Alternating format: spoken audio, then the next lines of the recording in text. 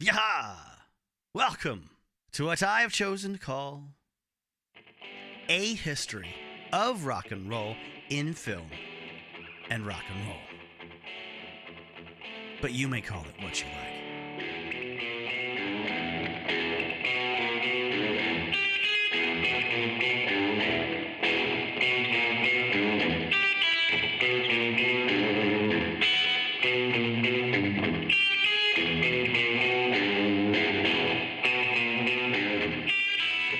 Now, this is going to be a very special series. It comes in the middle of my Guns N' Roses episodes. I have to put the second episode of that on a bit of a hold because I have discovered an element of that second episode that I have to cover, and I need help from other performers that some of you longtime listeners will be familiar with. If you've ever enjoyed a single episode that the title starts with the words, "My friends and I, blank, blank, blank," I'm leaning on that cast to replicate a certain Guns N' Roses, I would say argument, but it's actually an interview from 1986.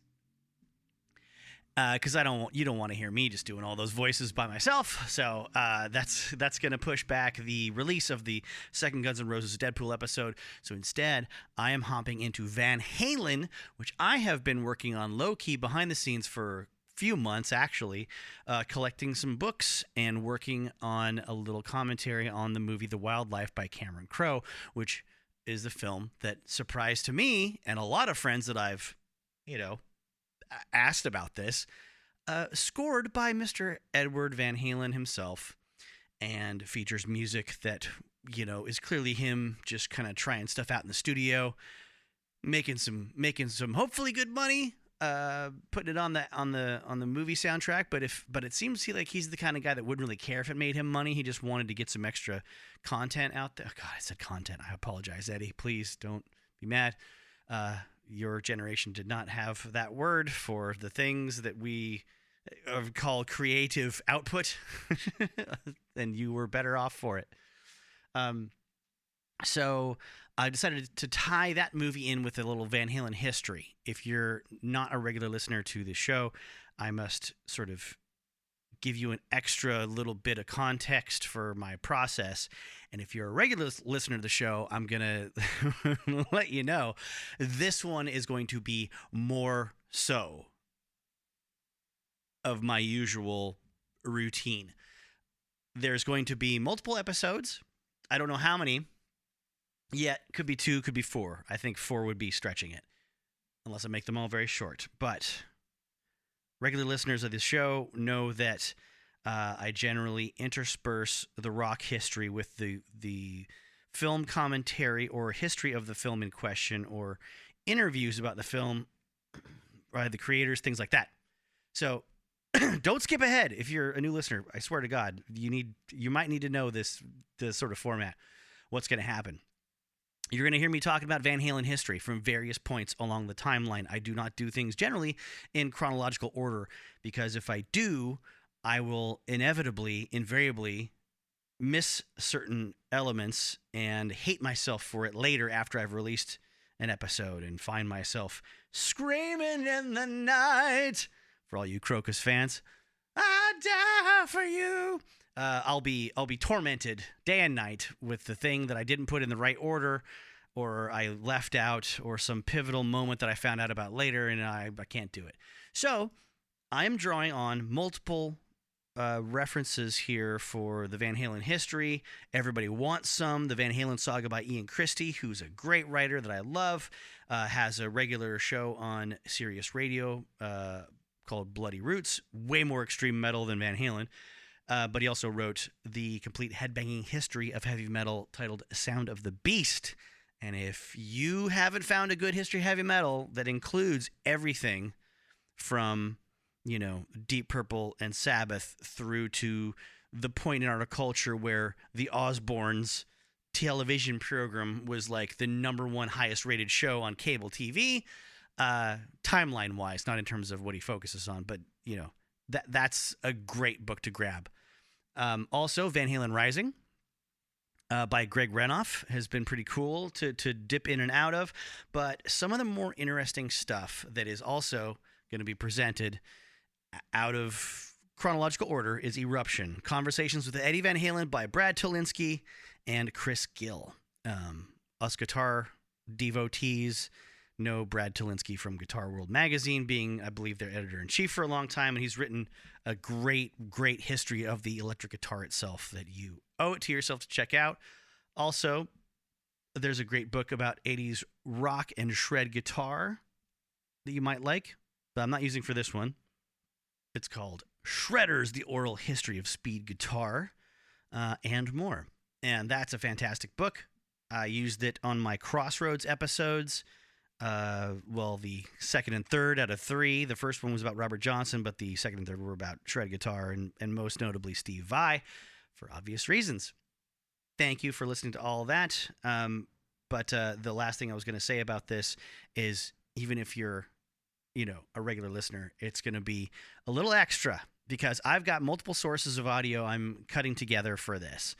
I've got my reactions to the film The Wildlife, which is not enough for a full-length commentary, and I'm gonna just sort of intersperse it in tiny little sound bites, unlike what I've done in the past with the episodes about like Streets of Fire and things like that, where I left sort of longer blocks in. I'm just gonna pepper in little reactions here and there, and you're gonna hear them pop in and out frequently. You're gonna hear also an interview with myself from about a year or so, at least a year or more ago. A good friend of mine named Eve Clark wanted to start a YouTube channel and still plans to, where guitarists, friends of hers talk about a specific artist or album. And I was interviewed for a couple hours about Van Halen, prepared a lot of notes, and just blurted a bunch of stuff out in front of her video camera one afternoon. And Eve and her lovely husband, Jim, cooked me dinner. It was a great old time, and we had a blast. But it hasn't been, edited together with the other interviews, and it hasn't been produced yet. So she was kind enough to throw me a bone, give me the audio files just to use in the meantime, and you'll get to hear that as well. And obviously, if you've already listened to a bunch, you're going to hear a ton of guitar music that was created by me on the fly in my living room, that I haven't really worked into songs that I use for interstitials on all my podcasts. So with all of that, I would also like to say a couple words about Eddie. Obviously, he left us a couple years ago, and it was a real blow to the guitar community, and in ways that other guitarists dying didn't really hit me. And it's a strange thing.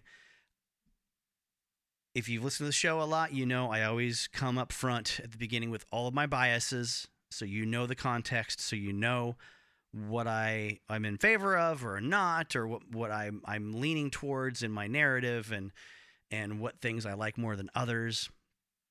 And with Eddie, it was like something got taken from all of us.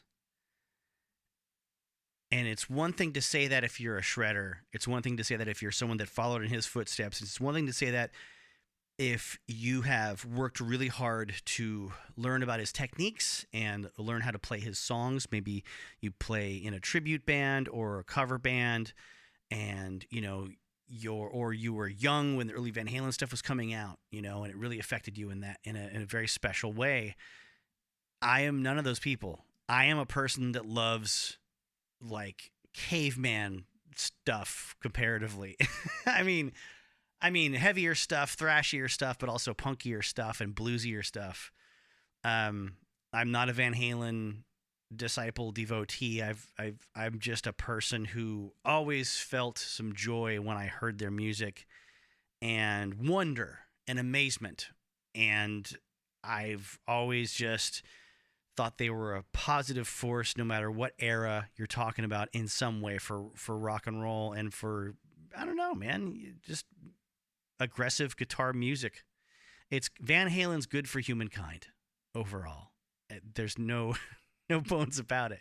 My intro to Van Halen was just some stuff on the radio in the 80s that I didn't really know much. It was the Sammy era, and it was the power ballads. It was like Love Walks In and things like that. But when I turned 15, I want to say, or 14, I had a friend in marching band who, wow, it was the first time I hung out at his place, and this is 1991, maybe.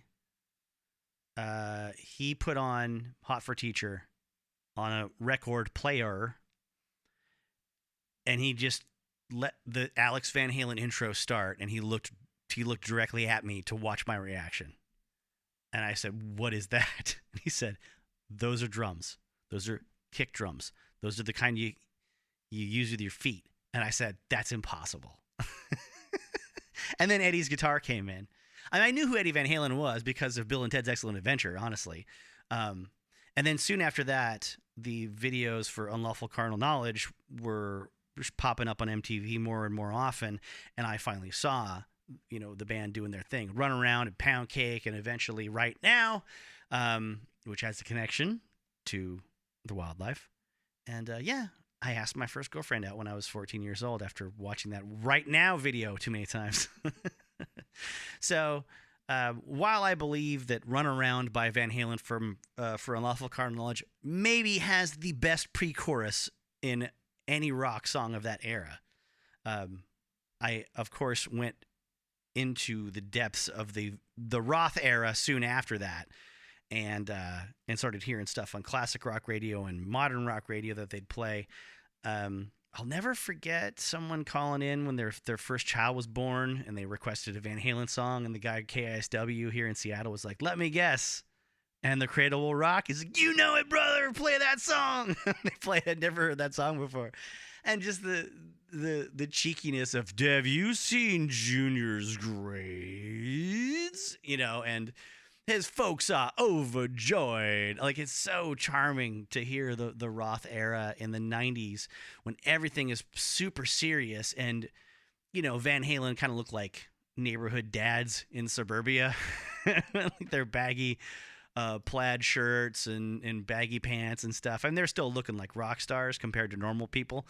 But it was an interesting time to see Van Halen for the first time as a young person in the early 90s, and then to be thrust into the 70s era and discover all of that. So, with all that out of the way, thank you for being here. Thank you for giving a damn about rock and roll and movies. And again, because you're a Van Halen fan, I have to say that I'm going to do my best to keep things flying at you from all different directions, fast and furious, and bouncing around the timeline instinctively, because either a lot of Van Halen history and that's why you're here and you want to sort of bask in it, even though you know a lot of it. You want to hear someone else appreciate it, perhaps. Or maybe you're a casual Van Halen fan and you're kind of young and you're looking for some background and some history, and you've maybe watched a few YouTube videos on why Van Halen was the best ever, or, this Van Halen song was not a number one hit and they had a fight about it, or whatever is going on with those YouTubers. This Van Halen song ended communism, or so. I don't know. They always come up with these weird clickbaity titles. Like, I made that one up, but it's not that far off, right? Why this Van Halen song killed Crystal Pepsi. That could be one. They could blame. I could see there being like some leaked memos from the Pepsi Corporation that like blamed Van Halen's Right Now, even though it was like hugely successful and Crystal Pepsi was not. I don't know. So if you're either of those two categories, I don't think I can just get by with saying, here's how Van Halen started and here's the middle and here's the end. I am only going to be tearing into stuff that I found interesting through these 3 books and other bits and pieces of knowledge that I have and other sources. I'm going to try to use David Lee Roth's book for a reference, but it's tough. It is tough. That guy has the attention span of a puppy, and maybe a concussed one at that. He veers all over the road, and nobody edits him. It's impossible. I think it's impossible to edit that guy. So, but I'm also going to jump into some hit parader magazines from the early 80s that I found. for historical context. I think that stuff's always fun, even if the interviews aren't that great. To hear what the band is actually doing, saying in response to the sometimes dumb, hackneyed questions or sometimes provocative questions. How are they kind of circling the wagons around each other, And then there'll be some stuff from the later years where they're on their own and they don't have a problem uncircling their wagon from the rest, let's say. But this isn't going to be an even-handed discussion of everyone's point of view. It's just not possible. I mean, I'm probably not going to do much for the folks that wanted to hear the story from Alex Van Halen's perspective, because I just don't find a lot of material that would help me out with that. So without further ado, folks, let's jump into whatever the next thing I've edited into place is after this. Thank you again. Long live Van Halen.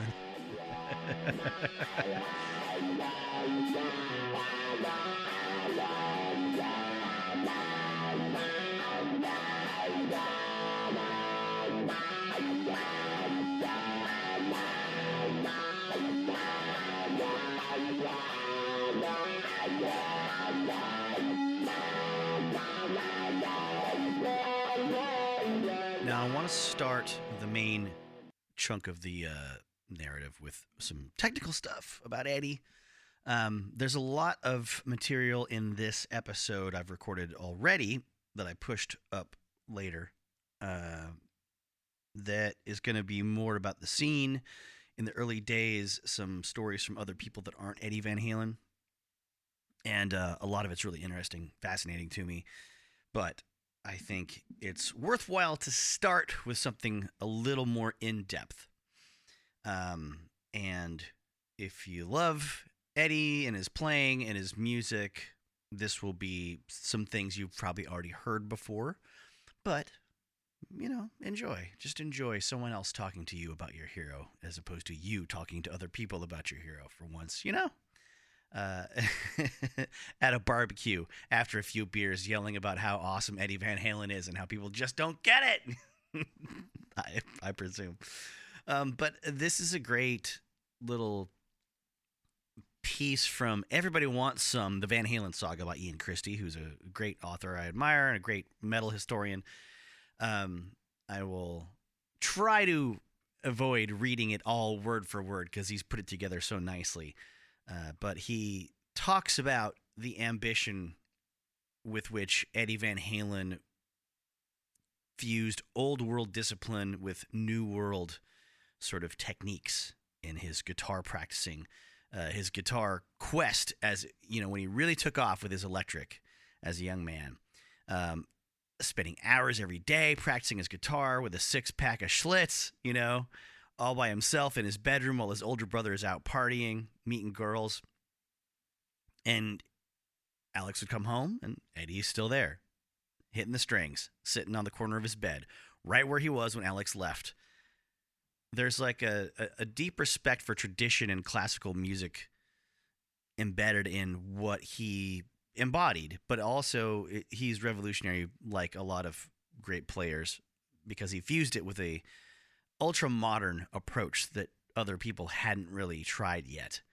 And this is the kind of thing that people like to, speculate on or sort of extrapolate magical reasons for when it comes to virtuoso players, of course. But some of the technical details, and a lot of them I didn't really know, or the fact that, and this is going to make me sound like a total dummy, but I always thought these details weren't important to me because I just enjoyed, like a magician, I just enjoyed watching the whole thing happen. I wasn't trying to watch the hands and the feet and the posture and, where did he pull that magic thing out of? Where's there a secret pocket in his tuxedo that, I was always with Eddie just enjoying the big picture and the sound with what he was doing. So I didn't really nitpick. I didn't really look at how he was, positioning himself or holding the pick and things like that. And it turns out he was holding his pick with his middle finger and his thumb, unlike the first finger and the thumb position that most of us use. Never knew that. He had seen Zeppelin play in 71. And he was experimenting with the finger tapping technique after that. The author says that it was a inspiration that came from the fluttery noises of Jimmy Page flopping his violin bow against his Les Paul. That's pretty cool. That's really interesting, and I get it. But I remember reading an interview also, but not saying this refutes anything. I'm just saying, in addition to that, an interview with Eddie, and it might have been around the time of Van Halen 3, everyone's favorite Van Halen record. But it might have been from something before that. I don't know. But he talked about seeing, Jimmy Page do the pull-offs. And pull-offs are when you're not picking the string, you are using the impact of your left hand fingers on the fretboard to just carry the energy of the notes as you hit a note with your left, let's say your ring finger, bam, and then pull it off to create more force and more energy for your next note, which might be the open string, or it might be, in this case, which you could see Page doing, plenty of times, triplets, where he's going he's on the 4th fret, and then he pulls off to his index finger on the 2nd fret, and then he pulls his finger off the string on the 2nd fret to make the open string kind of pop, in succession, over and over and over again, hammering on and pulling off. Well, in the interview I read, Eddie was like, well, how do you move that further up the neck and not just pull off onto the open string? Couldn't I just use my other hand and do that? I'm probably like people do with a capo, a little clamp they put on the fretboard all the time to play the same shape chords in a different key.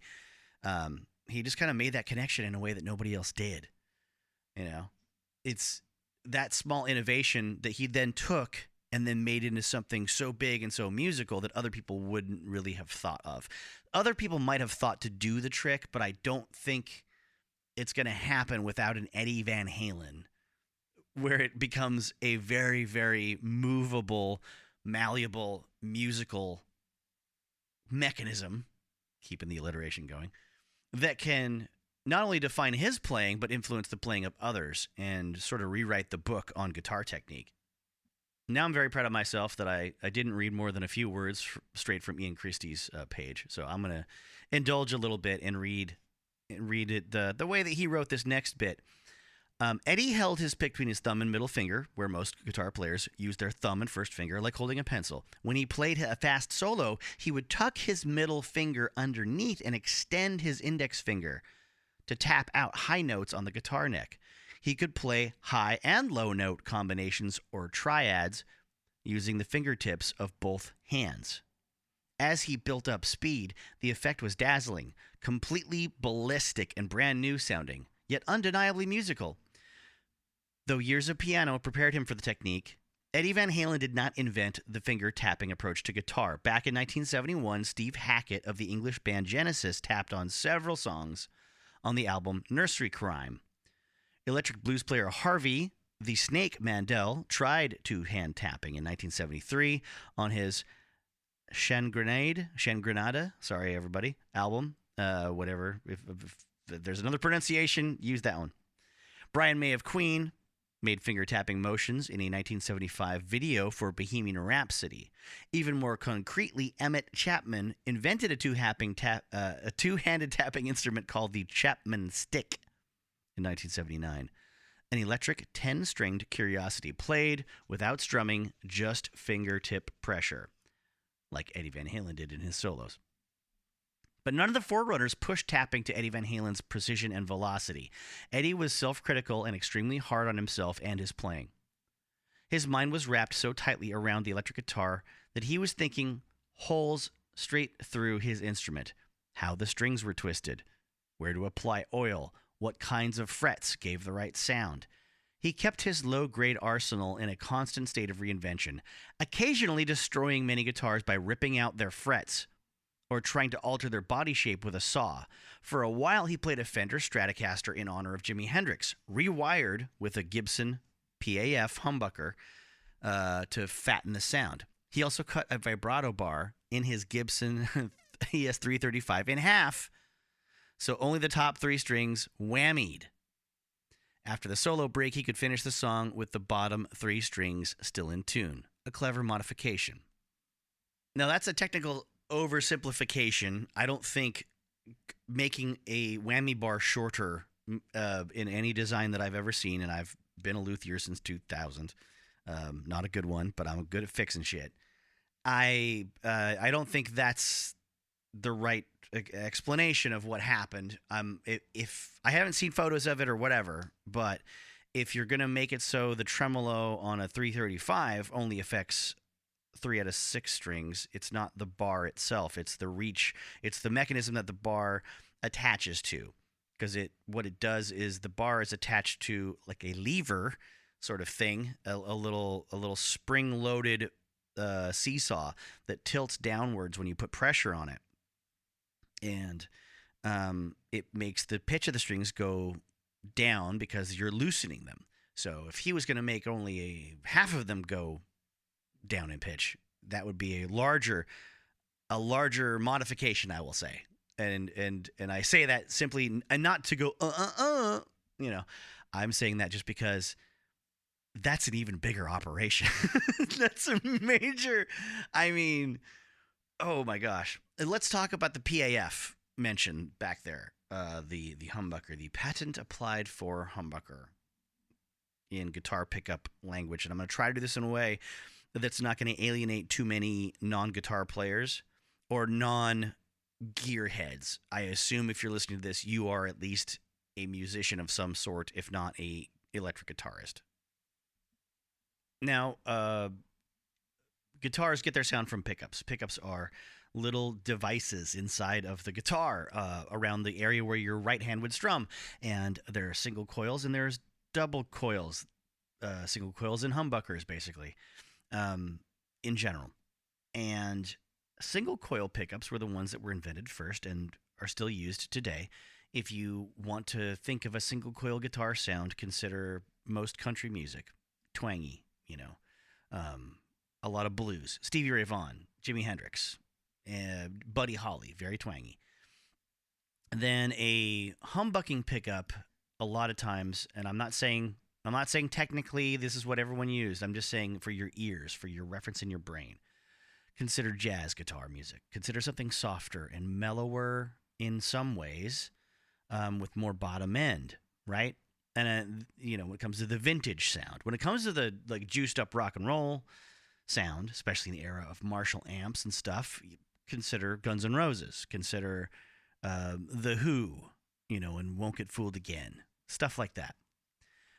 The history of the PAF humbucker, I will sort of expand on here by reading from a SeymourDuncan.com article. Seymour Duncan is a manufacturer of guitar pickups, both single and double coil, for years. And this is, you know, a company started by a guy that worked pretty closely with some of the big heavy hitters in rock history. Jimi Hendrix, you know, Jimmy Page, Slash, and a kabillion other people that endorsed his products or worked with him. But when it came to getting the certain sounds right in a hands-on way, he worked with some of the big names in rock guitar at various times throughout history. So the article notes that, you know, a pickup acts as an antenna of sorts, creating a magnetic field that converts the guitar's strings vibration into amplified electrical signals. But the pickup is sensitive to other electromagnetic signals like lights, radios, or amplifiers, or the monitor of the computer you're standing in front of, or your cell phone in your pocket if it's too close to your guitar when you're amplified. It causes residual noise and a humming in your signal. By 1954, Gibson, the guitar company, wanted to sort of differentiate themselves from the Fender guitar company. They were, you know, and always would be and will continue to be the two major competitors in the electric guitar market in America. To offer something that they didn't have, the Fender didn't have, a noiseless pickup that bucked the hum of the 60-cycle variety. If you know what that is, I can't explain it. I know what it is because that's what they call it. That's all I can say. It's like knowing how to use a word in a sentence but not define it. That's where I'm at. the company enlisted employee Seth Lover, a radio engineer and amplifier designer, to drum up such a pickup. Using his knowledge of common noise reduction techniques for amps, radios, and microphones, Seth Lover found a solution to the humming problem. Instead of using single coils routed in parallel, meaning two single coil pickups where the signal is used simultaneously and channeled into your output, jack of your guitar, Lover routed two coils with opposite wind and polarity together in series. So your signal is going from one coil of copper wire around the group of magnets in one, part of the pickup, then sort of transversing, going back the other direction through, it's like counterclockwise and clockwise, one after the other, to create this effect that then cancels out a lot of extraneous noise, which single coils would amplify. Single coils still sound distinctly different than these kind of pickups, though. So we still use them today, and we just deal with the noise in various situations, sometimes mediating the problem with some special electronics to make the noise go away with noise gates, things like that. But, also minimizing certain kinds of distortion in certain areas of certain songs, or trying to stand in a certain part of the room because there's just more interference electronically from certain devices, or the power, the electricity in the building you're in is a little dirtier, as we say, and not as pure, not as clean or unaffected, and there's nothing you can do about it. But the reason why is because humbuckers don't sound like single coils. They are darker. They are, in a lot of ways, bigger. I would put quotes around that, for certain people. They have more frequencies in certain parts of the mid-range and the bass that single coils do not. Single coils, in general, this is not for all of them, but for the vintage ones, they were a glassier, pluckier, cleaner sound, a more striking sound, not a thumping sound. Hope that makes sense. So Seth Lover completed his humbucker design in 1955 and filed a joint patent with Gibson that year. It wasn't granted because the American patent process moves slowly until 1959, so 4 years of waiting for the offices to do their thing.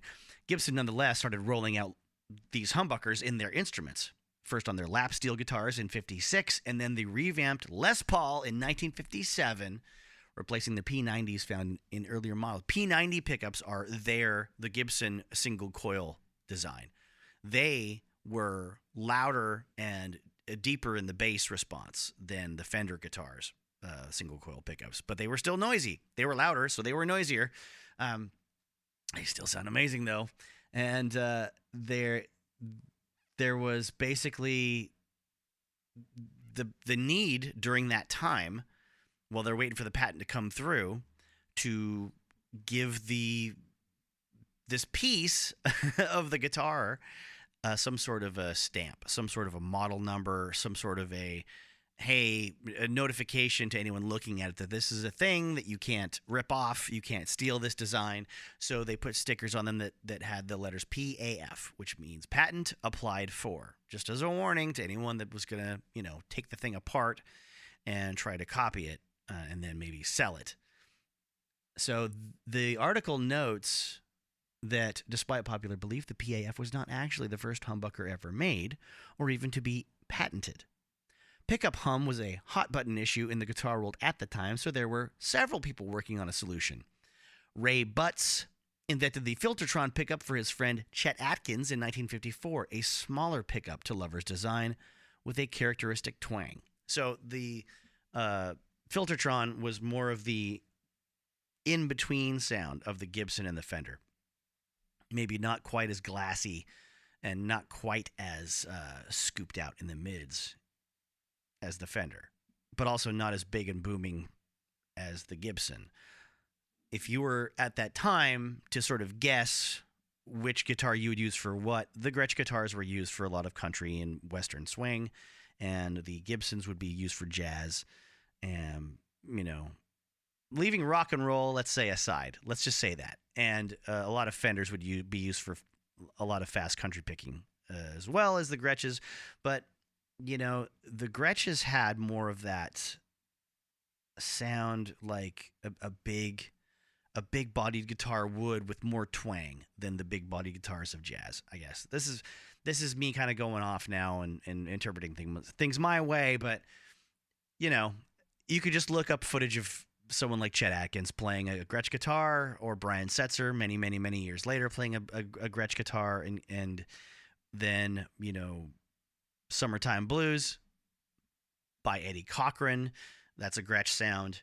Duane Eddy is a great example of a great Gretsch sound.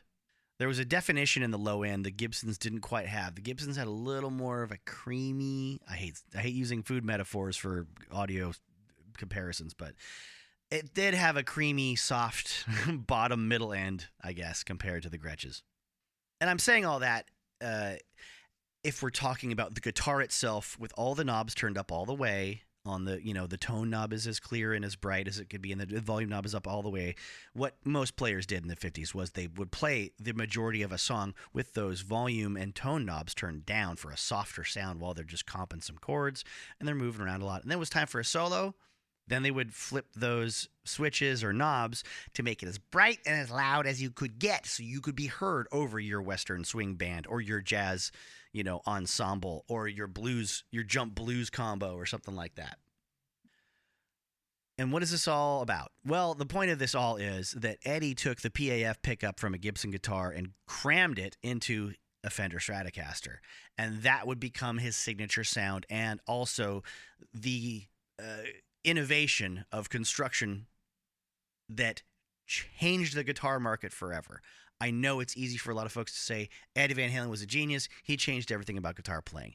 That is absolutely true. But there are so many layers to how and why he did the things he did and accomplished what he accomplished that, we could be here all day. And why wouldn't we? Why wouldn't we want to? Now to go back to the narrative from Ian Christie, there's a nice little sort of accelerated summary of some of the gear innovations and experiments that Eddie was going through at the time. We are going to get deeper into some of these choices via Eddie's own words from later in his career at another time. Possibly this episode, but I don't know how long it's going to go yet. I got to break it up into at least 2, maybe 3 full episodes, because there's a lot to talk about.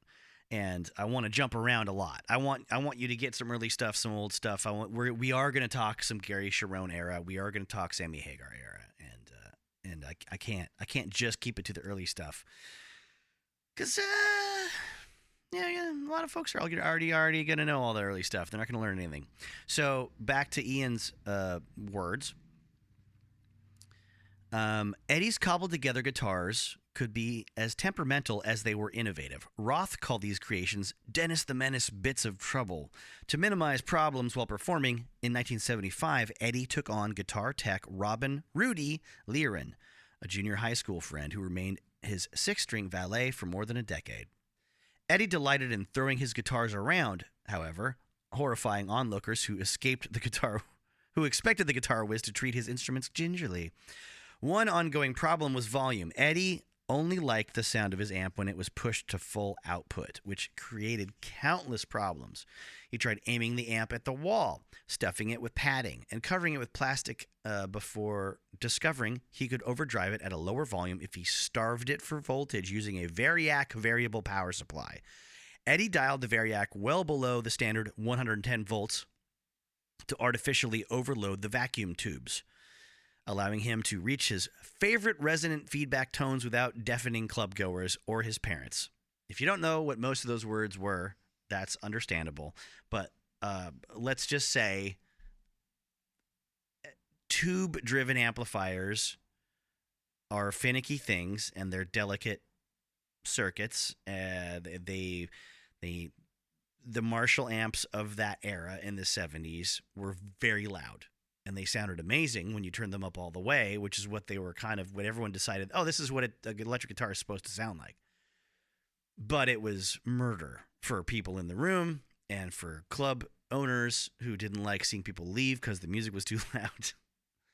So gadgets were created to give the amp less voltage so you could get the extra distortion at lower volume, let's say. Now, he says, those amps used to blow like every other gig, and you had to retube them every other day, but they crank, he told Guitar Player. An early experiment with variable voltage, using a light switch dimmer, blew out the power in his parents' house. Oh my gosh. So then he meets a friend of Michael Anthony's, a guy named Wayne Charvel in San Dimas, California, who this guy's got a little custom shop where he builds guitars and guitar parts at the time. And Charvel was one of many, Ian Christie says, kindred spirits Eddie would find among instrument makers. His shapes were especially light and sounded rich. Eddie ordered a body specifying where he needed holes to be routed for one single humbucker pickup and a tremolo bar. From Charvel, Eddie also learned how to reduce feedback by dipping his pickups in hot paraffin, the same substance used to wax surfboards. In fact, Charvel and tinkerers like him were a unique product of Southern California garage culture. I love this bit here, too. Joined by surfboard shapers, hot rod mechanics, electric keyboard makers, and the nascent home computing kit scene. Like Eddie, they all believed there were crazy reasons at the end of the rainbow to do things perfectly. They were all trailblazing, personalized directions to paradise. And we've got our young protagonist, one of like 7 protagonists, but this is the young, plucky, nunchuck practicing burnout at the age of 13, who's a total badass. And he's going to do something that I believe someone I know got locked up in jail for a few years for doing as a teenager after he left high school. He broke into our high school, I believe by himself. I don't know that he went and blasted music and started smoking and then just got told to leave by a janitor. He did some time and has had a much more successful life, I believe, than I have professionally and financially. Now, this is produced by Art Linson and Cameron Crowe, written by Cameron Crowe. This is coming out after Fast Times at Ridgemont High, and directed by Art Linson. And I knew that name, and I couldn't remember why. Well, he only directed 2 movies.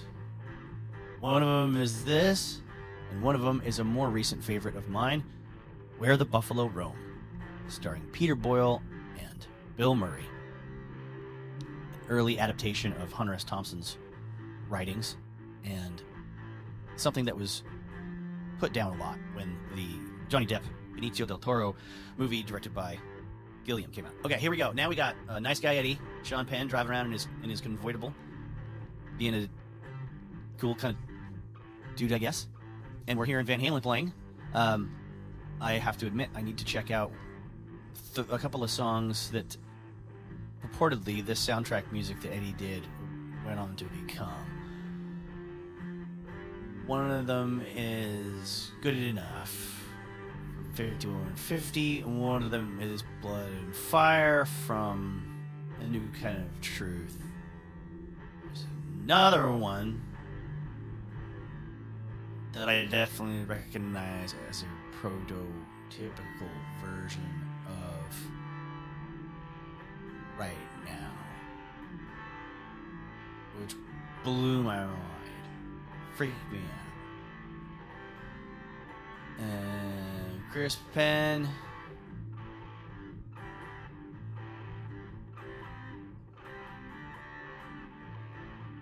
jaw-jacking with the child that is working the counter at the liquor store,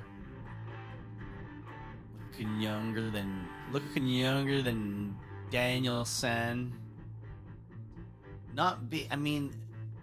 Chris Penn's character in this is not charming.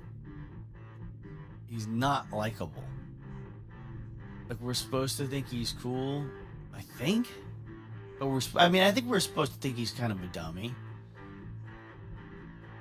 But the movie kind of wants us to see him as a fairly cool dude, and it doesn't quite work. Maybe it did that. Maybe it did back then. I don't know. I mean, this wasn't a blockbuster hit, so I don't know exactly what the expectations here are. But it's like it's supposed to be a more alpha. That's a dumb word. It doesn't mean anything. But a more aggressive version of Spicoli, maybe. And I know that's a easy judgmental leap to make because, you know, we're talking about the brother of the guy that was Spicoli.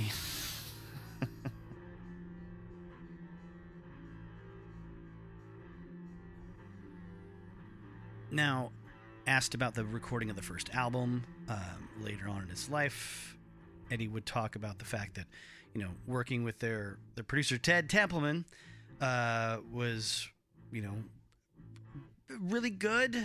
Not what he wanted to hear necessarily, him and Alex, in the final sort of product, but, you know, he looks back later and basically says, you know, he accomplished a lot in a short period of time. And he talks about, you know, what he managed to do was put our live sound on a record. He knows his shit. It was cool. I'm not saying I couldn't do better. But for a first album, it only took us about a week just to do the music. Everything was basically done in a first or second take. I hated overdubbing back then because it wasn't the same as playing with the guys. I needed to feed off them to play well. Runnin' with the Devil was one of the few exceptions because it had a melodic solo, so I overdubbed a rhythm guitar track underneath it. Now, what I believe he means there is that the solo break on Runnin' with the Devil is that very specific, tied to the chord that he's playing over bit, that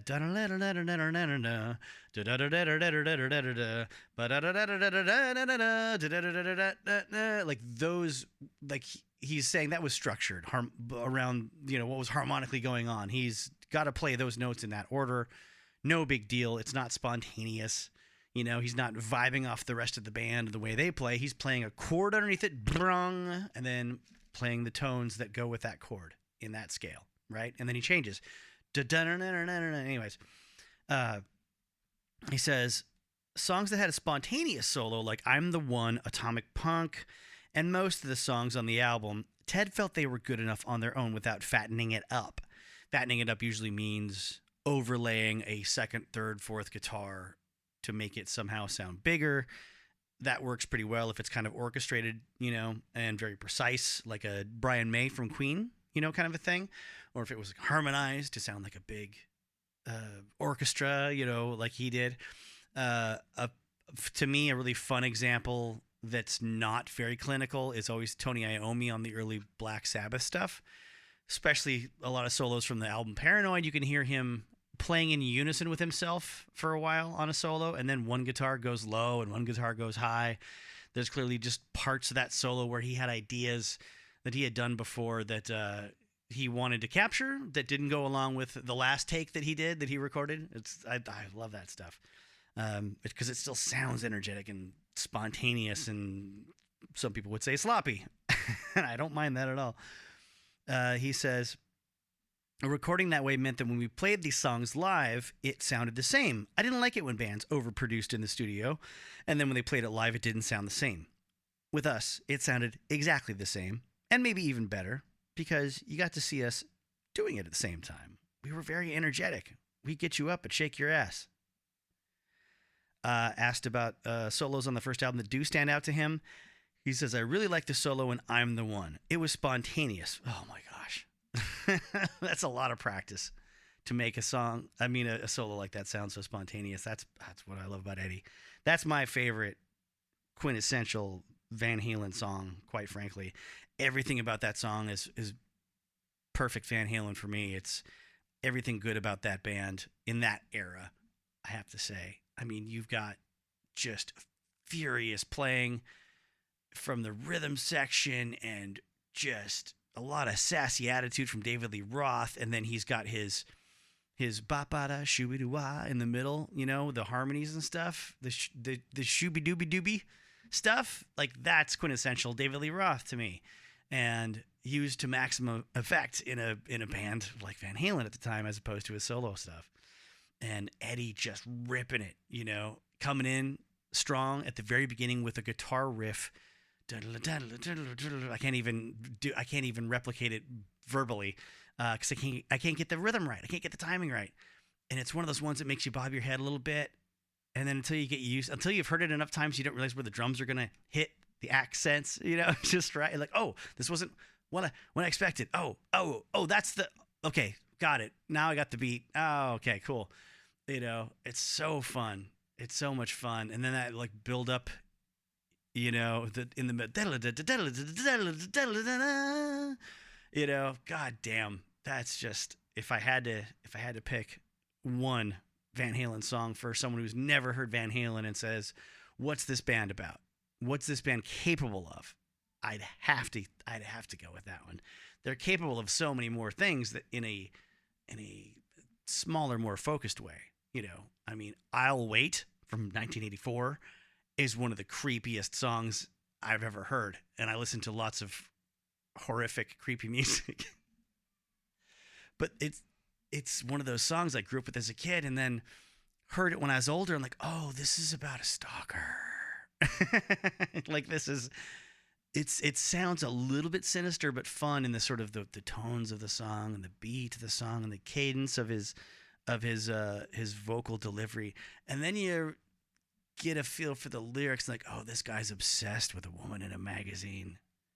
Like, he doesn't say anything overtly evil or violent, but like, oh, he's like one bad day away from making a big mistake and just tracking this person down. No. Let's see. He talks about with us. Yeah.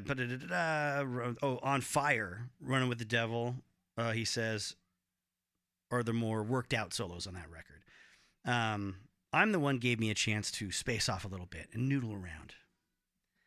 And then the interviewer points out, he did some overdubs on Ain't Talking About Love. And he says, that's right. If you listen closely, you hear I doubled the guitar solo melody with an electric sitar. Either Don or Ted suggested I overdub a sitar underneath that melodic part. I told them I didn't know how to play a sitar, and they explained that there was an electric guitar that sounded like a sitar. Don rented the choral sitar I used on Ain't Talking About Love from Studio Instrument Rentals. Now on the subject of putting You Really Got Me out as their first single. Check this out. He says, looking back at things, that was my fault. A few months before the album came out, I went to the Rainbow or some other club, and I had a tape with me, a rough mix of the album. I was telling everyone about it. And Barry Brandt, who is the drummer for Angel, was there. He said we should go to his house to listen to it. So we all went up there and listened to it. Everyone was blown away and paid really close attention to it. I thought that was cool, and I was really proud of how everyone reacted to it. A couple of days later, Ted called me and asked if I had played the tape for anyone. I told him that I played it for a bunch of people a few nights ago, and then everyone dug it. And that's that moment like, that's not why I'm asking you, Eddie. I'm not asking if people like the tape. He asked me who was there, and I mentioned Barry. He got really pissed off at me and told me that he had just heard that Angel went into the studio to record You Really Got Me. And that they were going to put it out as a single before our album was scheduled to come out.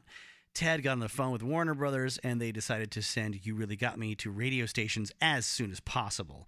I was really bummed that they did that because I wanted one of our own songs, like Jamie's Cryin', to be the first single. They then ask about the decision to make Eruption the second song on the album. And this is from the book Eruption, Conversations with Eddie Van Halen by Brad Dolinsky and Chris Gill. The funny thing is, it wasn't meant to be on there at all. I was rehearsing for a show at the Whiskey, and Ted heard me playing a version of Eruption as a warm-up. He thought it sounded great and said we should put it on the record. So he had Don record it. I did it about 2 or 3 times before we got a version that I liked. It wasn't perfect, though. When I got to the top, I made a mistake, and I can't reproduce it. I'm still trying to figure out how I did it on the record. Later in this interview, he talks about, a writer interviewing him for the Balance album series of, the press tour or junket of interviews that he was doing at that time in the mid-90s. remarks that they didn't hear him doing any tapping on this new stuff. And he's like, well, I do it so naturally now. It's not a trick anymore. It's not like, here I go. It has more of a flow, like one continuous thing. I've heard other people doing it, and I'm not knocking anyone for using the technique. But they should try to do something different with it. When asked about coming up for the intro to Atomic Punk, he says the basic idea for that sound originally came from Light Up the Sky, which I had written before Atomic Punk, even though Light Up the Sky appeared on our second record. After the guitar solo, there's a drum break, and you could hear me rubbing my palm on the low E string. One day, I tried to do that with the Phase 90. It was an interesting sound, and it turned into a cool song. I never really ever heard that sound from anyone else, neither before nor after I did that. After the solo, I actually also used the MXR flanger for a quick bit. If you're not familiar with the MXR Phase 90 or the MXR flanger, go check it out on YouTube or something, hear what the sound is. You'll hear Van Halen for sure. One of them's kind of a swishy, swashy kind of sound, you know, and then the other one's kind of more of like a almost an airplane, like you're on the tarmac and there's a jetliner landing, you know, or taking off, kind of a sound affecting your guitar. That was a terrible explanation, and I apologize profusely for it. When asked about effects he used in the early days, he says, I'd use a pedal if it enhanced the sound of what I played. I would use them in certain spots if I needed them. If it wasn't a set thing, I'd just wing it, and 9 times out of 10 it would work. I had to have an idea or a song first. Then I'd putz around and add or take away things. It's like making a steak. You have to have the steak first, then you can make it better by adding a little seasoning, but not too much because you want to taste the steak, not the seasoning. All my pedals were stock as well, meaning in this sort of era where there's lots of modifications going on electronically, his were like this, the way that you bought them is the way that he plugged into them. I've gone back to using a homemade pedal board again with my Phase 90 and the flanger plus a wah-wah, but I'm using the new MXR stuff. It sounds really, really good. When we first went on tour, we're opening for bands. The other guitarists used to laugh their asses off when they saw my pedal board. They stopped laughing when they heard me play, and then they asked if they could try my rig. They always sounded like themselves, nothing like me at all. One time on our first tour after we finished soundcheck and went backstage, I heard this awful noise coming from the stage. When I went to check it out, there was Ted Nugent playing my guitar through my pedals and amp. He thought I had some secret weapon in there, but he just sounded like himself. People are usually way off base when they try to copy what I did. When I see fans playing songs of ours, I ask myself, where did they learn how to play that? They're usually playing it totally wrong. I simplify everything. I basically just use 2 fingers, except when I'm soloing. When I show them how I do it, they go, huh? Like my guitars, it's all pretty basic to me. It boils down to simplicity. Now I'm back in the studio playing a guitar with 1 pickup and 1 knob, and it sounds smoking. Okay, more gear talk with Eddie later on. We'll get into the Frankenstrat guitar and the Marshall amp and the mods, or maybe not the mods. Just wait. Okay, here we go. Douchebag cop with a mustache. He stops in front of the high school, looks around. I don't know if that means that he's actually going inside to investigate or if he's blowing it off. But I assume that they're trying to tell us that he's there to investigate. Right? Do this so I see it on the film. Right? All right. And? Clap. For reals. Now our audio is synced up. Okay. So you had specific things you thought about albums. You can just spill it out, or we can start talking about the first album. First off,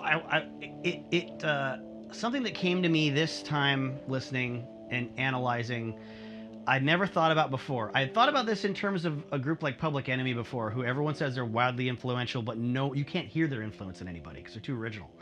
Eddie Van Halen's guitar playing is so widely influential that as soon as you start copying the specific things that made him sound good, you out yourself as a copycat.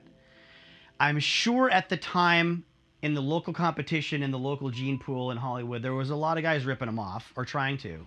But I don't. It's funny. Like, I think he inspired a genre of fun, high energy, acrobatic guitar players.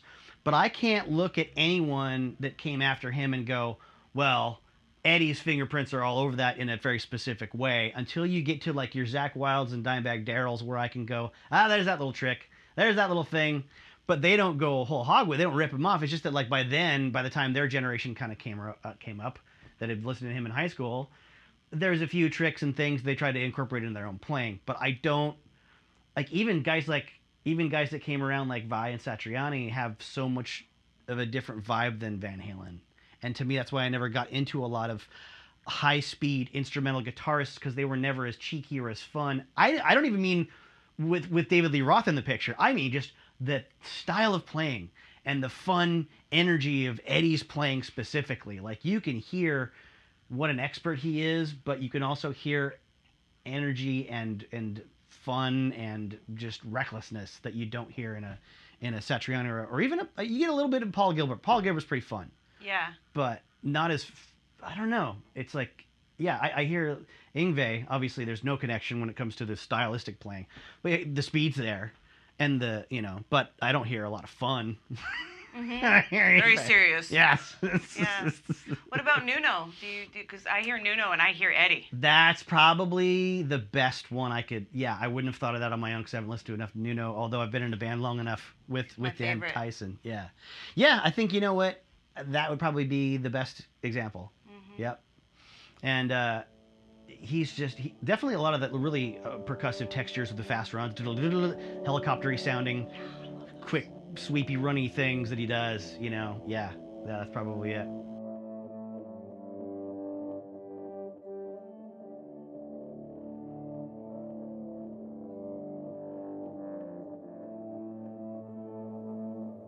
So in the book Van Halen Rising, you get to page 68 before the chapter heading reads, David Lee Roth joins Van Halen. If that's any indication in how much information there is in this book up until, the original lineup actually starts to become a thing. Not even coalescing, in a very, I don't know, tight, streamlined, recognizable way necessarily. Just that David Lee Roth joins the freaking band. And the timeline of this chapter starts in early 1973 when Dave's band breaks up. Red Ball Jet. And there's a funny picture back on page 60 of a free concert Friday the 25th at 8 p.m. at Elliott Junior High School on Lake Street in Pasadena, summer 1972, of David Lee Roth and his bandmates sitting in a field, totally not sitting. He's standing up, doing like a ballet or yoga type pose, where you're standing on one leg and you have the other leg sort of craned up like a flamingo. The other guys are standing or half sitting or whatever. A couple of them have their guitars on. But yeah, a bunch of long-haired naked guys advertising to play at a junior high. And they say the times we live in are so decadent and depraved. Anyhow, Red Ball Jet apparently breaks up sometime by the end of the end of 72 or early 73. Dave is a powerhouse on the scene in any inroads he can make sort of with other bands because he has a PA system. It's not massive, but his dad bought it for him. His dad, a doctor, and it's known that he grew up with a certain amount of financial privilege. But the more I read about David Lee Roth, especially in his younger years, the more I give him credit that I didn't used to. Not that I was ever opinionated enough about the Van Halen band members to really take sides or whatever, but he hustled and he worked on his talent and his voice and his performances and his dancing and his presentation and his gift for gab, man. It's not just the stage patter. It's getting himself opportunities and into situations where he becomes a little more indispensable than other people, perhaps, And he's very smart about that at such a young age. He's a hustler. He's a hustler, but he's not screwing people or scamming people or, selling shitty drugs. He wants to be in the best band he can find. And it's during this time that Mammoth, as any Van Halen fan would know, was the name of the band before they took on Eddie and Alex's last name, was playing good, well-received shows and attracting a big following and really, entertaining their audience. But that audience was a lot of dudes that just wanted the sort of, they want that era of long instrumental passages and really loud sort of Cream-inspired bands to go off on stage and to enjoy, get stoned, hang out in your bell-bottoms and long hair. And, there's probably enough girls around that you could hopefully hook up with somebody. But that was those times, and you stood a better chance of hooking up with somebody if you got someone like David Lee Roth in your band, who would eventually make sure the guys in Mammoth kept things at a certain range of beats per minute, not so fast girls couldn't shake their asses to it, and not so loud and so noodly on the instrumental parts that girls lost interest and went somewhere else and tried to find a party to go to. Where they're gonna, young people want to go get high and explore some physical territory with some exciting new person at that age, especially at that time. And it's an interesting time in the culture for young people too, because it's early 70s. It's not quite the hangover from the free love era yet. The drugs haven't all gotten bad, but the tides are turning. It's more beer and dope and cigarettes and partying than it is like lots of trippy mind expansion and just ruminating on the nature of the universe for hours on end for the young folks.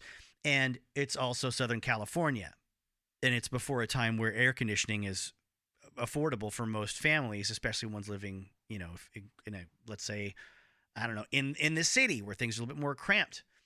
Young people, and I know everyone bemoans this, that they don't do this anymore. People don't get out and like take chances and have adventures and do wild stuff anymore. Well, yeah, you had to do that. You had to get the fucking hell out of the house because it was unbearable to stay inside, and you had to go physically do things. And people weren't so scared yet. They haven't been poisoned by, all the news stories about rising crime in the cities and people coming to steal your children off the street and, throw them on a barge to some Saudi prince, supposedly, or just take them to the basement and mutilate them or do all other horrible things. It was all bets were off. It was free and clear. You could, it was understood. You probably had you go hitchhiking still. Not to the degree that you could previously before the Manson murders. The Manson murders were one of the main sort of societal changes, if Vincent Bugliosi's Helter Skelter's book is to be believed, that kind of turned people away from picking up strange, young, long-haired men or women on the side of the road.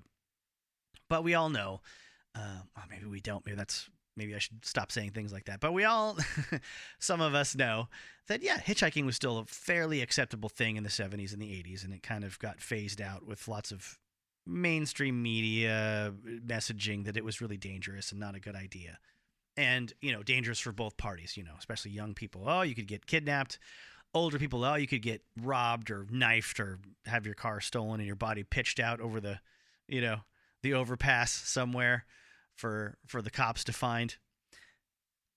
But besides the whole, hey, I'm David Lee Roth and I have some talent and I have a PA system, it's not just that gets him in the band. It's that he's offered up his PA system for Mammoth to use multiple times for less money than the average person, as long as David Lee Roth gets to maybe do a song or two at a certain show. Then the amount of songs he wants to do increases as the price goes down. Then they became pretty dependent upon him for his PA when they would get, invitations and paying gigs that they needed to be able to jump on, and didn't have the time to go call on everybody in town that rents PA systems. It's also the fact that Eddie is tired of singing. He's been holding up this band with his, flashy performance style and his long solos and his voice. And he doesn't have a passion for singing, but he knows someone has to do it. And he felt like, it would do for the time. He was more in line of like wanting to be like Eric Clapton, David Lee Roth comes from a songwriter sort of perspective and has a better feel for what is going to carry this band through the next phase. People are, the burnouts, the older guys are still going to want long guitar solos and drum solos and bass solos. And the girls that they want to have at their shows aren't going to care. And you might be saying, but Jay, Van Halen had drum solos and bass solos and guitar solos in their concert lineup for their entire existence. And they had plenty of women at their shows to a point. Yes, they did, but you could get away with a lot longer ones back in the early 70s. But if it didn't make the girls shake their butts, it's one thing to go to a Van Halen concert when they're already megastars and you already love Van Halen. And if you don't want to sit through the drum solo, you'll probably go take a piss or you'll get a hot dog or something like that. Everybody's happy. But at a outdoor show in Pasadena in some field somewhere with a homemade stage, it's important to keep young people's attention on you as a band. If that attention wanes, then you're going to have a harder time getting more bookings. You're going to have a harder time, playing better clubs in this, on the strip or in the city or whatever. You need these people to pass your name around and tell everyone that you're better than the competition. And the competition is getting older and newlier, and Van Halen is about to go in a direction where they can be the fun band that plays with virtuosity but doesn't bore your girlfriend. Now, there was a woman named Debbie Imler McDermott who used to work at a store called London Breeches in Pasadena with David Lee Roth. She says that was the store that sold these super tight, super low cut below your navel bell bottoms. And at some point during, his time working at this store, David Lee Roth approaches the owners with an idea he has for an advertising campaign. And they're so taken with this, evidently, that they give him permission to go for it. And he gets on the radio doing a spot for London Breeches with a tune he wrote on his acoustic guitar. He gets to go on live radio and sing and play guitar supposedly before Eddie Van Halen does, or anyone in Van Halen does. And he's got his first taste, of the limelight or the spotlight on the air, on the radio waves. This is a time when his friend David Swantek says, Roth was my brother Stanley's closest friend in high school. They used to go out chasing girls together. Roth used to hang out with him and his brother before going out, and David says, David Roth used to come over to my mom's house all the time. We'd sit out on the front porch, smoke a J, and Dave would tell us about his plans for the future. Now, these plans were post-Ball Jet and pre-Van Halen. This is sort of a narrow window of time, and David says he decided, well, I'm going to go play clubs. Kind of inspired by the Cat Stevenses and the Jackson Browns of the world, he would practice guitar in front of, other folks. And since he partied there on the front porch, he'd say, hey, let me play a couple of songs for you guys, and you can tell me what you think. He had Ice Cream Man, and he had a song called Honolulu Baby. And after running these songs by his friends who told him he sounded great, he would go to a place called the Pasadena Ice House and do a tryout there, an audition. Back in 1994, he did an interview where he told a reporter, Sunday night was the audition night for the club. And if you veered towards cliche, the owner would interrupt with a mocking voice that boomed over the PA system. This says, this is something he says, built character. Eddie would later affirm the value of those experiences for Roth when he told Steven Rosen that Dave did solo stuff before. That's where Ice Cream Man came from. He used to play the acoustic at the Ice House all the time. Although during this little window of opportunity, it turns out he really didn't get very far. Audition night was far as he ever got. He says he never actually even made the club's roster of performers because of those. But both those experiences had to be formative for him. Now, I'll read a little bit straight out of the book because I think it's better to do that than to put it in my own words because it's a lot of information in a short space. After a few months of renting David Lee Roth's PA system, Alex actually was the one to sit his brother down and say, look, you're not really capable of being the front man and singing, which is echoed by Eddie himself, who said, after like 5 beers and a couple of cigarettes, my voice would be gone. And that's like only a few songs into the long sets they were doing. So he says, why not just get David Lee Roth in the band and then we won't have to pay him? Edward later explained why this made a lot of sense. We were renting his PA every weekend for $35 and getting $50 for the gigs, so it was cheaper to get him in the band. So this is when Mammoth becomes a 5-piece because they have a keyboard player at the time.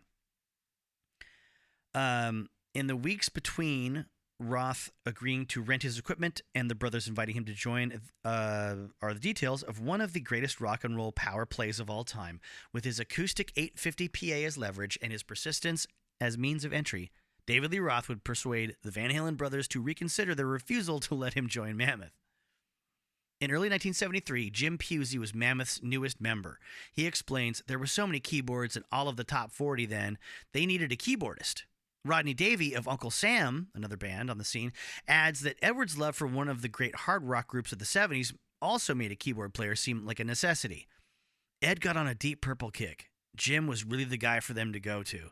He could do all that Purple stuff with a lot of flair. Mammoth, with Pusey on Farfisa, sorry folks, organ, and Wurlitzer electric piano, played Deep Purple's Bloodsucker, Into the Fire, Smoke on the Water, and Highway Star. Pusey says we played a lot of Deep Purple, especially before Dave got in the band. Deep Purple aside, the band broadened its horizons now that it had a keyboard player along with their heavy rock standbys. Mammoth played the Allman Brothers' Ramblin' Man, Sugarloaf's Green-Eyed Lady, the Zombies' Time of the Season, and Santana's Hope You're Feeling Better and Soul Sacrifice. In fact, Edward would later say that out of all the keyboard material the band during this era, the last Santana track was his favorite because on that song the keyboard cooked. Pusey says, after the brothers rented Roth's system for the first time, Roth started hanging around Mammoth, irritating at least half of the band, wearing hip huggers, platforms, and flashy shirts. Roth looked out of place when set against Mammoth's torn blue jeans, white t-shirts, and faded flannels. I was a lot more conservative than Dave, Pusey says. He was a punk. His daddy had money. At first, we didn't want anything to do with him. Mark Stone, for his part, says he didn't like Dave because he found his personality difficult and weird. And this is a sentiment that's echoed, among other people that were interviewed for that book. If you really want the story of the folks that would have hated the things that Van Halen went on to become, this is the book for you, Van Halen Rising. And I'm gonna pull from it in a couple of other parts too, because it's really full of lots of information about the early years. I don't mean to imply that it's a cranky book. It's just like, well, when you want to explore the early years of a band in its ascendancy, there's a lot of people that to be unkind, left behind in the scene when they grew bigger and bigger and bigger and change what they were doing to become an ongoing concern, to become something that was more sustainable so they didn't have to go back to working jobs they didn't want to work. And I think a lot of us would have done that if we could in bands that we were in, if, there was an opportunity. Usually there isn't an opportunity, so it's a moot point. Most of us didn't have to wrestle with the idea of changing our sound to get more acceptance or more attention. In this case, it was a natural thing because Dave came in and, sort of spearheaded that change. And they saw results. And they were having more fun. And they were getting better gigs. And they were attracting more women. It's kind of a no-brainer, and the pressure is off Eddie to be the front man and the showman. But yes, if you read a lot of these quotes from these people that didn't go on to be in, bands that toured or had a good career and sort of, they found their way through life afterwards, like everyone does. But there's a lot of, we all hated Dave. He was annoying. He was a rich kid. Okay, but he was a rich kid with a lot of gumption and a lot of energy and a lot of good ideas. Don't know. I don't know why that's a bad thing. It's like when you hear, maybe you didn't, maybe you're not clued into this, or you're just a nice person, doesn't read this stuff. It's like when Courtney Love was on a 10-year run of just trashing everybody in music, and MTV in its dying days, I know it's still a thing, but it's not really a thing. MTV was giving her all kinds of oxygen, and so were magazines and stuff. And just like talking about, Kurt didn't even like Dave Grohl. He was a dumb metalhead from Washington, D.C. He was this Hesher that didn't fit in with the rest of the band, that stuff like that. Lots of people that have an axe to grind want to talk trash about someone, but every band needs the wild card, baby. And I think with Van Halen, you get more than one is the good thing. Maybe the other one that's not a wild card is Michael Anthony. Maybe I should just put it that way and move on. But if there's anything I've noticed in some of this research is that I'm pleased and surprised nicely by the impression that Alex Van Halen is someone who had a good head for things and a. Let's read from some quotes from Mr. Michael Anthony. When asked about his first initial impression of Edward, he says, "I saw him play at a school fair with Alex and their bassist, Mark Stone. Mark's the guy that Michael would replace. Ed was lead singing and playing guitar at the time, and I was really impressed because it did a lot of Cream, and Ed was blowing that stuff note for note. I assume he means blowing not in the negative sense. There weren't many guys around at that time that could play that well. Later, when I first joined the band, I was impressed by how humble he was. Unlike a lot of the local guitar players who would act like, hey, I'm a badass, check me out, Ed just did his thing. And obviously why I joined the band was Ed and Al's musicianship. I was also impressed by their ideas. The band had already got 4 or 5 original songs that were just great." He mentions Ed talking about his childhood a little bit. He would talk more about his father's hardships. He was bothered by the fact that his dad was a respected musician in Europe but had to work as a janitor to make ends meet in the United States. And I've read interviews with Eddie where he talked about how when he was young, he was told by teachers that if he wanted to play rock and roll, well, then you're just going to be a musical prostitute. Like it was totally devoid of any meaning or goodness or righteousness if he went on to play popular music with his instrument after learning how to read and play. That had to have stuck in his craw a bit too, I would assume. So when he joins up with them and it's David singing out front and then Al and Eddie singing backups, Michael's like, oh, good. I don't have to sing and play at the same time anymore. I can relax and just focus on my bass playing. Well, until they heard him sing, and then they're like, oh, good. You're the guy now. You're gonna sing most of the backups, if not all of them. So he was not, he was a little disappointed that he didn't have the time to sort of be the stoic, maybe not stoic, but just the guy that just hangs out on the bass and isn't always running up to the microphone to do backups and harmonies and stuff. But there's a lot of bands around the time like doing Zeppelin, Purple, Sabbath, and very focused on the lead singer. Michael says, I don't know where that came from, but we always wanted that element in our music. Whenever Dave would come up with lyrics, we'd automatically start thinking of ways to fit in background vocals. I listened to the Beatles, and Ed and Al were always into British invasion bands. That was probably a big influence. But regarding style, I don't think Ed and I ever gave it much thought. We just had our own way of doing things, and we knew we were unique sounding. Our background vocals were like Ed's guitar sound. You knew it was Van Halen when you heard them.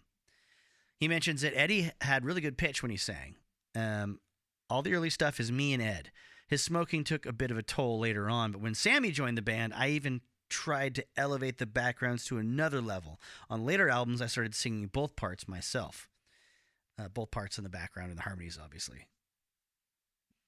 When they ask him about his bass playing, and, especially on the first 5 albums, the interviewer asks about how Ed and Dave could wander pretty far from the foundational chords of any given song. Did you see your role as holding down the harmonic integrity? He says, yeah. As much as I liked bands like Cream, it always amazed me how far they would stray from the song, especially when Eric clapped and soloed. Sometimes it sounded like the band members were playing 3 different songs. It was cool, especially when they would fall back into place. But I always wanted to keep a really good foundation. I was stifled a bit as a player because it's fun to go off and do your own thing, but more often than not, the band relied on me to keep things solid. So here's a cool moment that I never knew about and that probably inspired a lot of secrecy in lead guitar players for decades to come. I remember meeting in 1995 or so, just a dude playing acoustic guitar in a cafe in downtown Seattle who, not even professionally, he was just sort of like playing his guitar and hanging around. And he saw me paying attention and he like, "You play guitar?" And I'm like, "Yeah, I just started." Well, not 95. I was probably a year and a half at that point, but I didn't know any blues. And he was playing blues and he showed me my first blues scale and an E9 chord to end with. But the point is, he told me about the fact, like, well, yeah, when I do my stuff, when I really get into my solos, I turn my back because these guitar players in this town, they'll steal your shit, man. They'll rip you off. This is 1995. This is not 1975. Anyhow, he could have been lying. But it says in this interview, there was plenty of times we would rehearse in a garage in Pasadena, and other local guitar players would start hanging around to watch Ed. Finally, Dave intervened. He told Ed, "Man, don't let those guys rip you off." When we would play, he always told Ed, "When you tap, turn your back to the crowd so that they can't see what you're doing." Michael says, "We knew what he was doing was pretty special. He was playing things that nobody had ever heard before. It wasn't just like a guy who was fast or good or, it was a whole different thing." And we're like, "Man, keep that canned up. We don't want that to get out. That's your thing." But yeah, I see the influence more in just everyone that made commercially accessible, high energy, loud rock in the 80s. And by the time that was really being felt with, even though the bands weren't as technically proficient, like your Poisons and your Motley Crues, you had Van Halen at that time, which we'll get to in a future episode, obviously, cooling things down and becoming more arena rock and big sing-along songs with Sammy Hagar. And it's like it wasn't even interesting anymore to Eddie, I'm sure, to compete in that arena when the copycats came along, and to like he was already kind of bored with proving himself, I'm sure. Right. Yeah. Interesting. Yeah. I totally agree with that too. And Nuno's one that stood out to me. And what's funny is I was never really into Van Halen because I saw them as, the first thing I saw of them was Van Hagar, maybe. Sure. When It's Love. And, same here, yeah. And Jump, which was Roth, but, it had the keyboards and it was very like, it wasn't my thing. And I never really gravitated that way until later on. But I loved Nuno, like instantly. He was one of the first that got me into guitar. And all the little things that he did, all the Nuno things that I loved that drew me to him, I later found out were Eddie things. But Nuno has a very Nuno thing too. And I still love that about him, and that's why he's still my number one. But yeah, I was just like, holy crap, I can't believe how much Eddie was in there, and I never knew. And now that I love Eddie, I'm seeing that, and the whole fun and the childlike, and that is so Eddie. He was so exuberant, Do you want to close this window? Yeah, we could do that. I'm sure this mic is picking up the lawnmower now. Nice. Another thing I forget about the suburbs, neighbors not mowing their lawn until the end of the day. I know. What's up with that? Small town USA. Working with the public.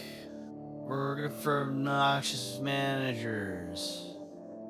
Having a buddy that's leaving you hanging. A little more echoes of Fast Times at Ridgemont High. The kids are fairly plain looking. Similar in what I kind of found in Valley Girl. They're not hiring 25-year-old models or aspiring ingenues to play these kids. These look like, teenage kids of the time.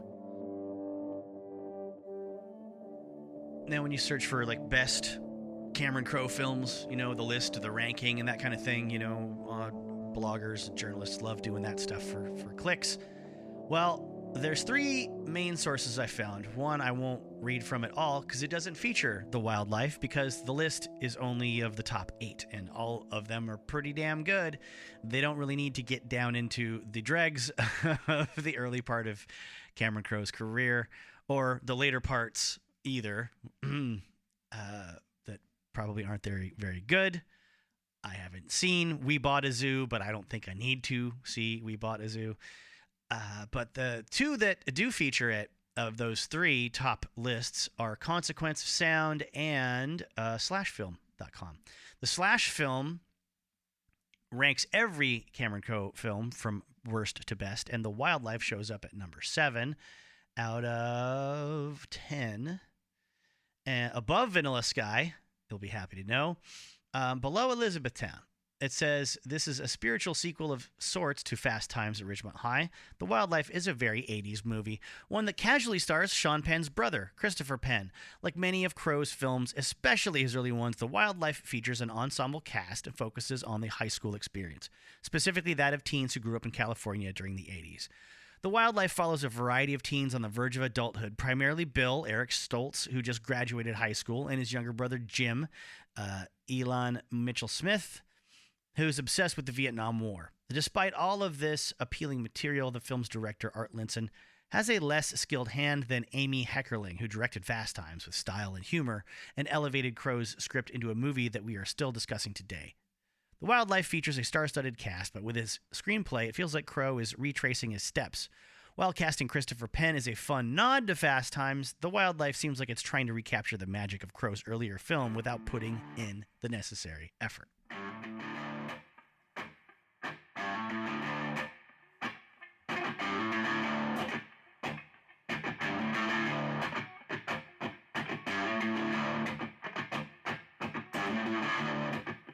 I want to read straight from the man himself, Mr. Edward Van Halen. This is an interview that is coming straight out of Conversation with Eddie Van Halen, or Eruption, by Brad Talinsky and Chris Gill. I think it's a good time in the sequence to jump into his thoughts and his recollections of things looking back from later in his life to the early days. When asked about what inspired him to play music, he talks about his dad. He says he was a soulful guy. He was a professional musician, and he played saxophone and clarinet like a motherfucker. But he didn't make enough money playing music to make ends meet, so he had to do things like washing dishes and working as a janitor. My mom had to work full-time, too. She was a maid. I'll never forget helping my dad wax floors at the Masonic Temple in Pasadena. On holidays, my mom and dad would play oldies with her on the organ and my dad on sax. Personally, I don't know if that's a reference to oldies as in American, old-timey rock and roll songs. I kind of doubt it. I assume it's more swing-oriented or swing-era kind of melodic sort of jazzy stuff or stuff from the old country. I don't know. Because I'm assuming he's a kid. So I'm thinking it's already the 1960s, so oldies haven't become a thing yet on American radio, unless his parents are really into playing semi-contemporary pop music that we would think of as oldies, like My Boyfriend's Back. I don't know. Let's go with songs they grew up with. Music became my escape. Every week, the cops would show up at our house because my mom would be chasing my dad with a pan and slamming him on the head. They loved each other, but they fought a lot. To escape from that, I would play piano or hide in my room playing guitar. My dad died when I was 66 because he was an alcoholic. But he led a full life. My mom was 80, and she didn't do anything. I'm trying to find a balance. I don't want to be like my mom and live to be 80 but do nothing, but I don't want to die at 66 either like my dad did. What was your first electric guitar? It was a Tasco. It's ironic because it had 4 pickups, and I'm known for having guitars with just 1 pickup. The first songs I learned how to play on that guitar were Pipeline, Wipeout, and Walk Don't Run by The Ventures. I actually have Super 8 footage of me playing at my 6th grade talent show. There's no sound, though. After that, I started playing songs by Cream and eventually things by Grand Funk and Black Sabbath. I got rid of my original Tasco a long time ago, but I found another one that's exactly the same. And if you want to look up Tisco, maybe Tisco Del Rey is a popular model, but Teisco if you've never seen one. There was a lot of guitars built and sold around those days of surf guitar music and garage bandy kind of stuff. They were very cheap to produce, and they were very twangy sounding. They had like pickups that had this sort of like gold foil look to them, probably, or a silver foil look to them sometimes. A lot of switches and buttons, plastic ones on them. Sometimes I've worked on a lot in the modern era, and they all had tiny frets on them that were totally worn out, and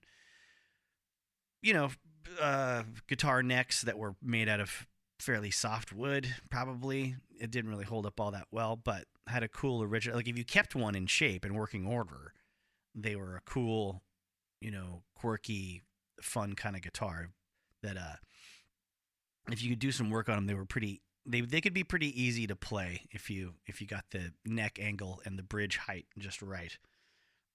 Because the necks were were pretty. I'd say they're pretty short and skinny compared to a lot of other guitars. How'd you learn to play guitar?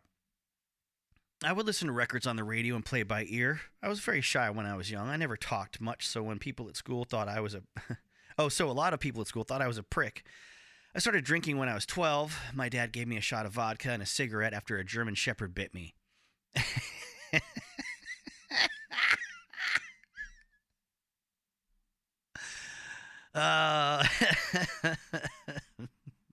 That's fantastic. And I kept drinking after that because I was shy and nervous. I also drank every time we played with my dad's band to calm my nerves. I don't remember where I read it, but a long time ago I read an interview with Eddie where he talked about, him and Alex, sitting in with his dad's sort of, polka band, jazz band, swing band, whatever they were doing, to play for grown-ups, for, little dances and parties and things. And that's my memory of the story anyway. And if I could find it, I would recite it straight from the source. But and it might have been on a video I saw too. Maybe it wasn't a magazine. I don't recall. But what a great musician story. Anyhow, he says, back to Eddie in school. He says, when I got drunk, I would say all kinds of shit that I didn't mean. I struggled a lot in school, getting fucked around by girlfriends and not fitting in with the jocks. So I would just stay at home and play guitar for hours at a time. I locked myself up in my room all throughout high school and said to myself, hey, this guitar is never going to fuck me in the ass like some chick. The more effort and attention I put into it, the more I got back. When did you start playing guitar in bands? When I first started to learn to play guitar, it would be just Alex and me. We played together for so long. We never had a bass player in the very beginning. I played so fucking loud you couldn't hear the guy anyway. Alex and I would play with my dad's band, the country club circuit, weddings, bar mitzvahs and shit. My dad would play at the Continental Club every Sunday night, and we would sit in with him. We would play at La Mirada Country Club, and he'd play at a place called the Alpine House in San Fernando in the Valley, and we'd wear lederhosen. Those polka songs are so weird. They're all 1-4-5, but they're like some odd country song. Alex would sit and play drums with them. I'm just reading ahead to see if I'm about to come across the exact story I was just probably mangling, but not. Now I'll hop out of that interview for a bit and go back to some more history from when Roth joins the band and sort of helps to change their direction a little bit and get them into clubs with their willing, support, of course. But the Mammoth days, there was a lot of, great parties they played, but people would say, like, it was the place to be, but you had to find out where it was. And then many of the parties that they did play didn't last very long because the cops were going to be there. Now, there's a character by the name of J.C. Agajanian, if I'm hopefully not mangling that too much, who comes up in Van Halen history or Mammoth history around this time. And there's notes from David Lee Roth about the fact that he was a famous auto racing promoter, and he had a nephew who lived in a house with 5 bedrooms, big pool, lots of space. So when his folks would split 2 or 3 times a year to go on vacation or whatever, there'd be a massive party there. In this particular story, it's said that by sundown, the gathering at the Agajanian home was in full swing with something like 800 people filling the backyard. The members of Mammoth, who had rented their own spotlight, had set up by the pool. Agajanian's neighbor, Jeff Tushy, recalls, at the party, a lot of people went swimming. They had an outbuilding back there, almost like a barn. They'd have spotlights up there in the window shining on the band. Agajanian says he knew he'd thrown a great party when he saw there were girls everywhere. At this point, Roth and the boys had worked on their harmonies, and vocals throughout the band in general had been a lot better than they used to.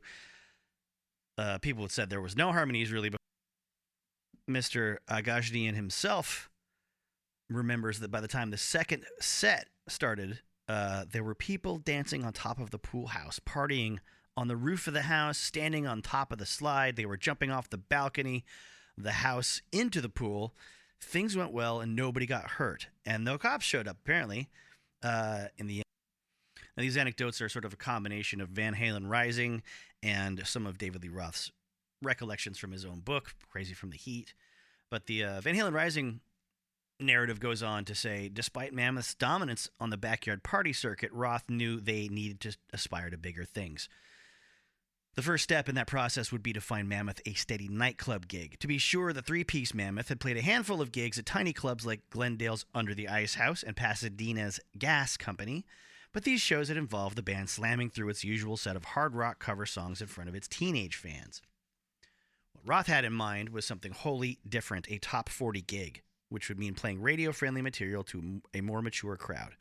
To find a suitable place to play, Mammoth struck a deal with teenage San Gabriel Valley promoter named Angelo Roman Jr., who recalled he was trying to book them into rock and top 40 clubs as well as local gigs, such as concerts in local parks, which was a popular activity in the early to mid-'70s.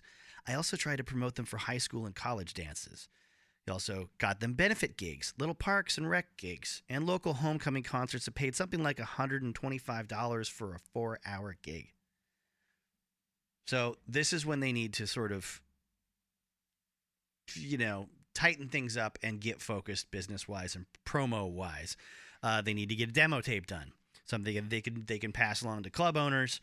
And on July 30th of whatever year we're talking about at this point in the narrative, we're going to assume, 73, I think, is kind of, as I flip backwards, is probably what we're talking about here. Yeah, both of the photos in the book that are on either side of this page are credited to someone in 1973. So the first gig this tape gets them, with Roman's help, is a place that wants 5 sets. So it's like 5 sets of 45 minutes with a 15-minute break in between. 40 songs or more, likely. And they start rehearsing, and Eddie and Alex confide in David that they don't think they're going to be able to pull this off. They're not going to be able to learn and perform that many songs in time for this gig. Eddie says, it was real hard for us to get into the clubs. You'd have to play 5 sets of top 40 stuff, and we'd only have 1 set. Ed remembers the band came up with a plan. We figured we could play our own stuff, and then no one would care as long as the beat was there. So this is a major factor in sort of crafting the Van Halen approach to songwriting. Well, the place is pretty small. Alex's set takes up half the stage space. Mark kind of stood behind him. Pusey is off to the side. Dave and Eddie are out front. The first set and then the second set went pretty well, since they also know it's not late enough at night to repeat something from the first set. They do start playing their originals, what few they had at that point.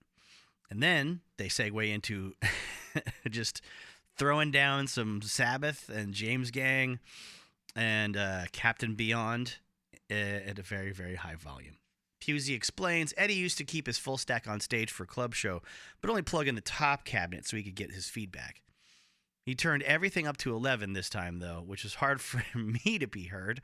A lot of the time, even when we mic'd me through the PA, that's how loud Eddie's amp was. You couldn't hear the keyboard guy through the PA. So the owner of the place, he shuts off their PA system, but Alex just plays a drum solo because there's no need to amplify him electrically. He doesn't need the microphones or anything like that. So the band still is in good spirits because people are hanging around. They want to hang, that was their only gig playing at that club. And the relationship with Roman promoting them lasted a few more months before it was just sort of understood that they weren't going to be the right. And it's also around this time that they get a cease and desist letter from another outfit called Mammoth, and they decide they will hash out a new name instead of trying to compete with them or fight with them. They initially talk about changing the name to Rat Salad because of the Black Sabbath song that they like so much, but or at least Eddie and Alex like, and it turns out it's actually David Lee Roth that suggested Van Halen, like Santana. He thought it was a cool thing to use the last name as the name of the band, and it had, the sound of the name had some weight to it. And initially, Eddie and Alex felt like that was a bit too much. So the Van Halen Rising book does a great job of filling you in on all the details that you could ever want, I think, about the more of these early days in clubs and, rec centers and high schools and things like that. When the band started dressing differently, when the band started moving around more and being more animated on stage, because David Lee Roth was kind of trying to get them to, knock it off with just the standing around still and playing your instrument thing. And the end of the time with the keyboard player was at a Glendale High School Halloween party that they played. Recently, David Lee Roth had come back from Las Vegas with a novelty pair of glasses, those Groucho Marx style glasses with a nose and a mustache. Well, this was plastic fake glasses with a big penis-sized looking nose, I guess, instead of a regular nose. Or penis-y shaped look. I mean, the picture in the book is black and white, and it's pretty old, but it looks like it could just be like a Jimmy Durante sort of exaggerated nose. I can't tell that it looks terribly phallic, just big and long. Anyhow, according to the story, they play the first set with no incidents, but then Roth, puts Eddie up to wearing the glasses, and the students laughed, pointed, thought it was great, and then David Lee Roth goes even farther and looks like he's performing fellatio on Eddie Van Halen's fake nose. This creeps out Mr. Pusey on the keyboards. He said he fondled the nose with his mouth while Eddie was wearing it. He took serious offense at Roth's actions, and after months of barely tolerating Roth's antics and personality, he exited the band. Eddie would say in a Guitar Player magazine in 1978 that we used to have a keyboard player. I hated it because I had to play everything exactly the same with him. I couldn't noodle between the vocal lines because he was doing something to fill it up. He said my guitar kept going out of tune, and he'd get so pissed because Pusey has got perfect pitch that he would just shout at Eddie, "Tune, god damn!" And Eddie would yell back, "Fuck you, tune to me!" So he says, ultimately, I was writing songs then, and keyboards just didn't fit. Then once, of course, they became a quartet, they would remain so for the duration of their entire career.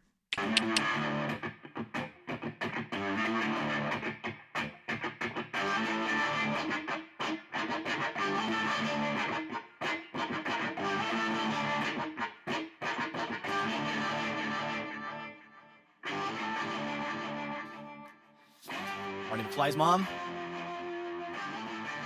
or Howard the Duck's girlfriend, working at the donut shop. And some cool Eddie Van Halen licks in the background, so he's getting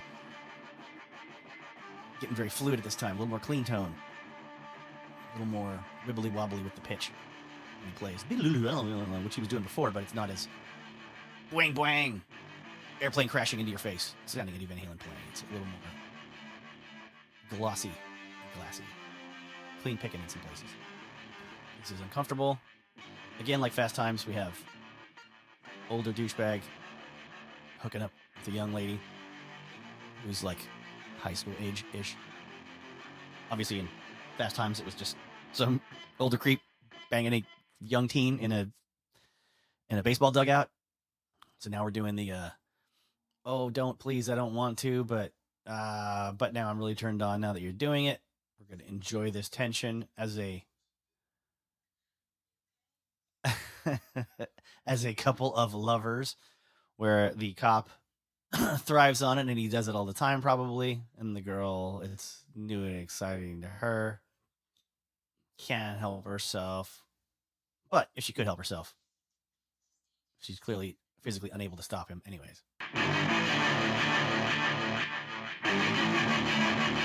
So the nightclub Gazzari's was very, very important in the development of Van Halen and their live act. I'm going to get into some of the details there that are specific to Van Halen, but a little history first for those of you that don't know much about the club, or maybe you've seen Decline of Western Civilization Part 2, and you remember the Miss Gazzari beauty pageant.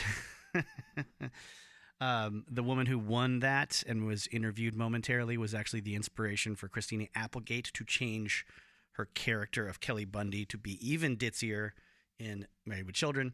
I found a website called liquidsearch.com/Gazzaris/history, and it's short, so it's short and informative.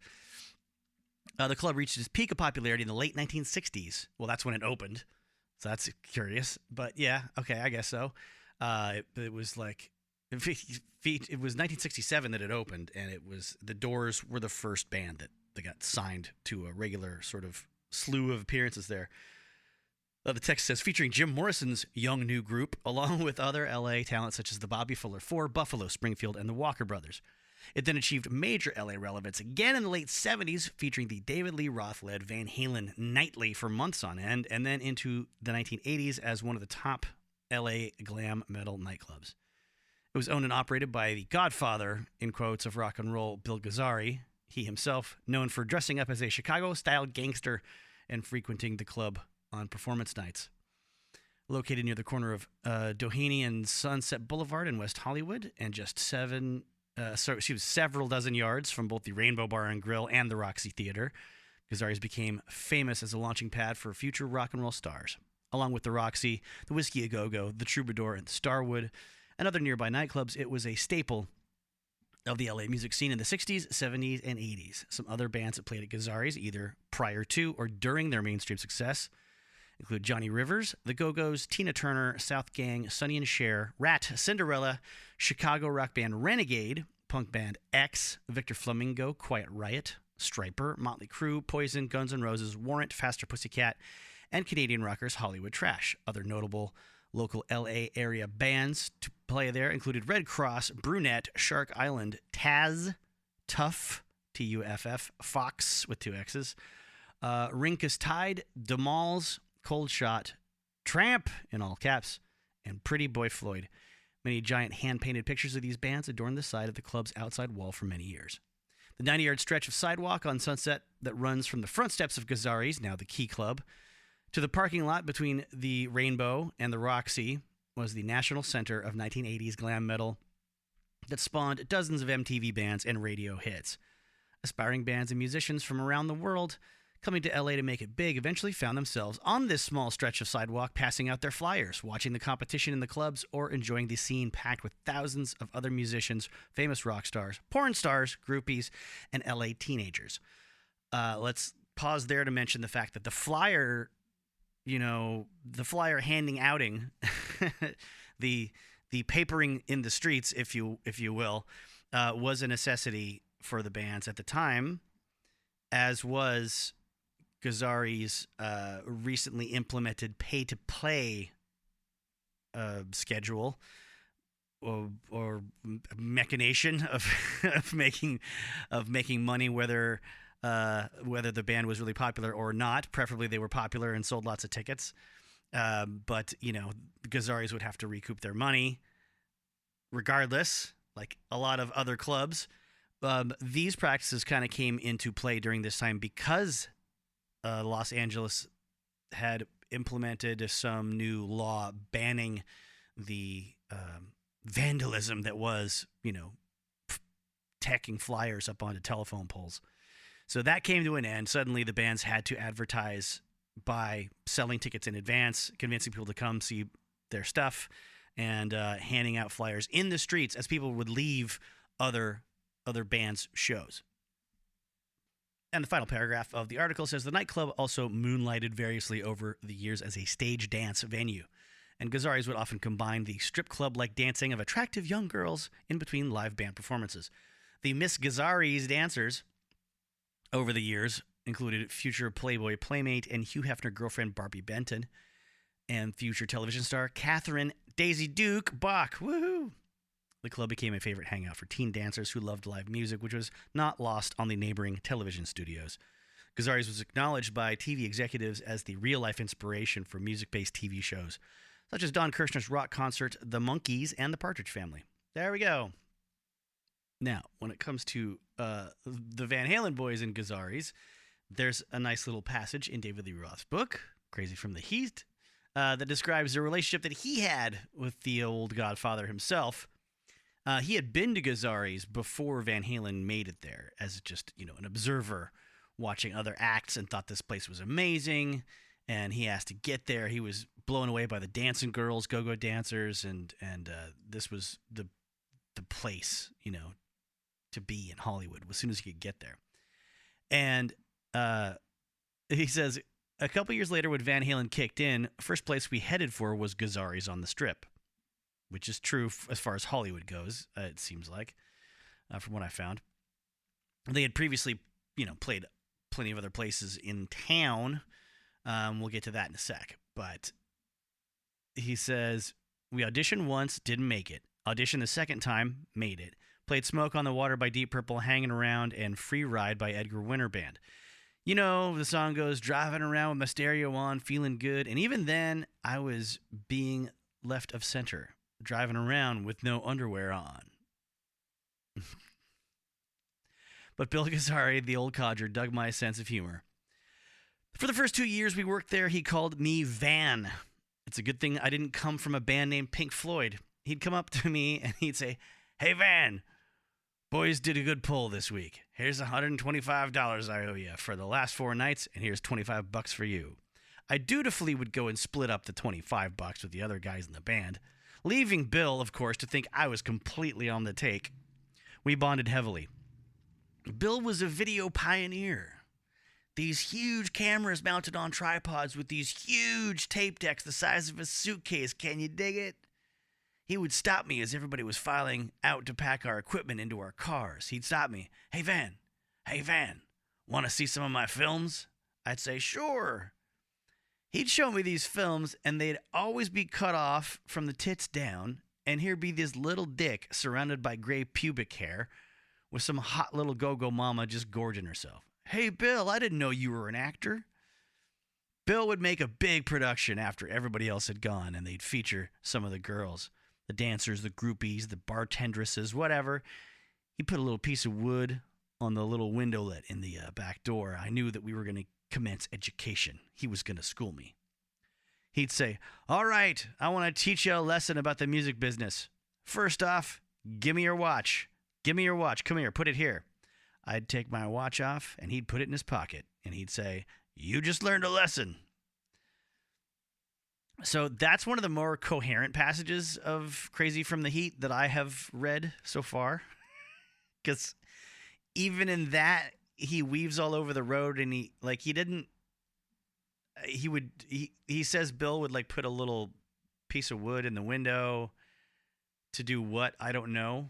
In the back door to make sure is that so no one can come in through the window or the door? And he'd make a pre-production after everybody else had gone with all the girls and these dancers and the bartenders and stuff. It was just to do the watch trick to David Lee Roth. I mean, what else happened? What else happened when Bill would do these things? Dave, for crying out loud. The other part of his book where he mentions Gazzari's is about the whole Starwood thing. Van Halen got the gig playing at Gazzari's while they had a good thing going at the Starwood, and Rodney Bingenheimer and his buddy had just walked in to the Starwood, not knowing who Van Halen was after they'd been out drinking at the Rainbow, and they wanted to go somewhere else, and they'd never heard of Van Halen, but the name seemed interesting. And Rodney Bingenheimer, if you've heard my Runaways episodes, you've heard me talk about him before. You can look him up. There's a whole documentary available probably for free by now, I hope, somewhere, like King of the Sunset Strip.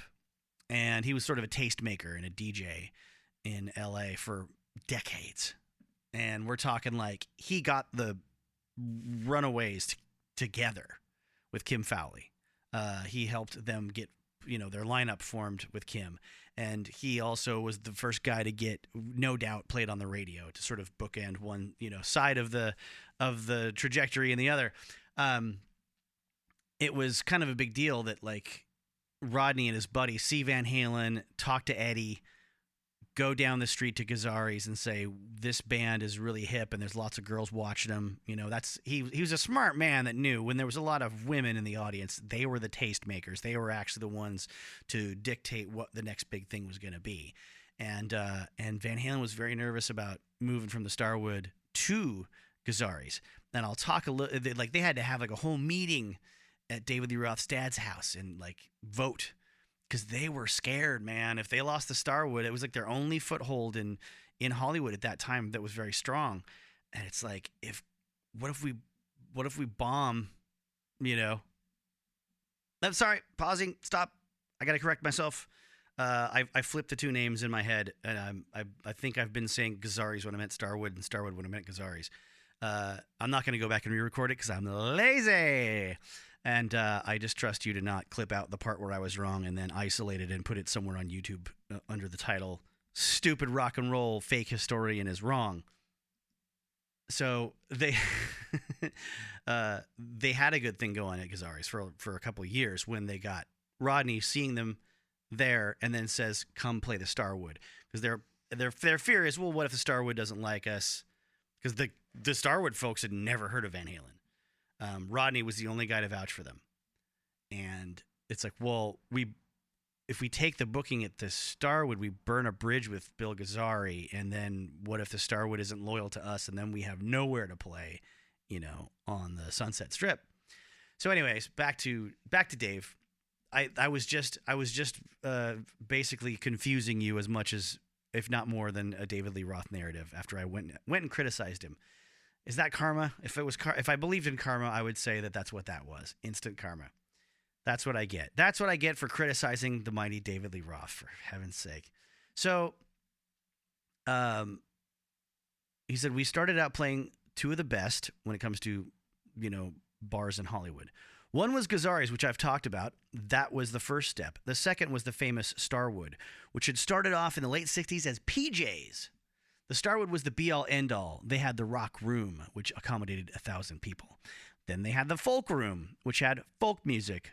There were 3 different bars, and the upstairs was the most important because it was a labyrinth of dressing rooms and bathrooms and corners and closets. Everything you've read about in Circus Magazine transpired up there. So it was critical that you become a fixture at both places. You didn't play cover tunes at the Starwood. So it was like a 1-2 punch. That was actually part of the conversation that Rodney Bingenheimer had with Eddie Van Halen. When he's like, do you guys have enough originals to play, a set somewhere else? And Eddie's like, yeah, we can't play enough of our originals, quite frankly. We can't get in at the clubs that let you play them. So we're still stuck doing these all like cover song things where we get to sneak them in.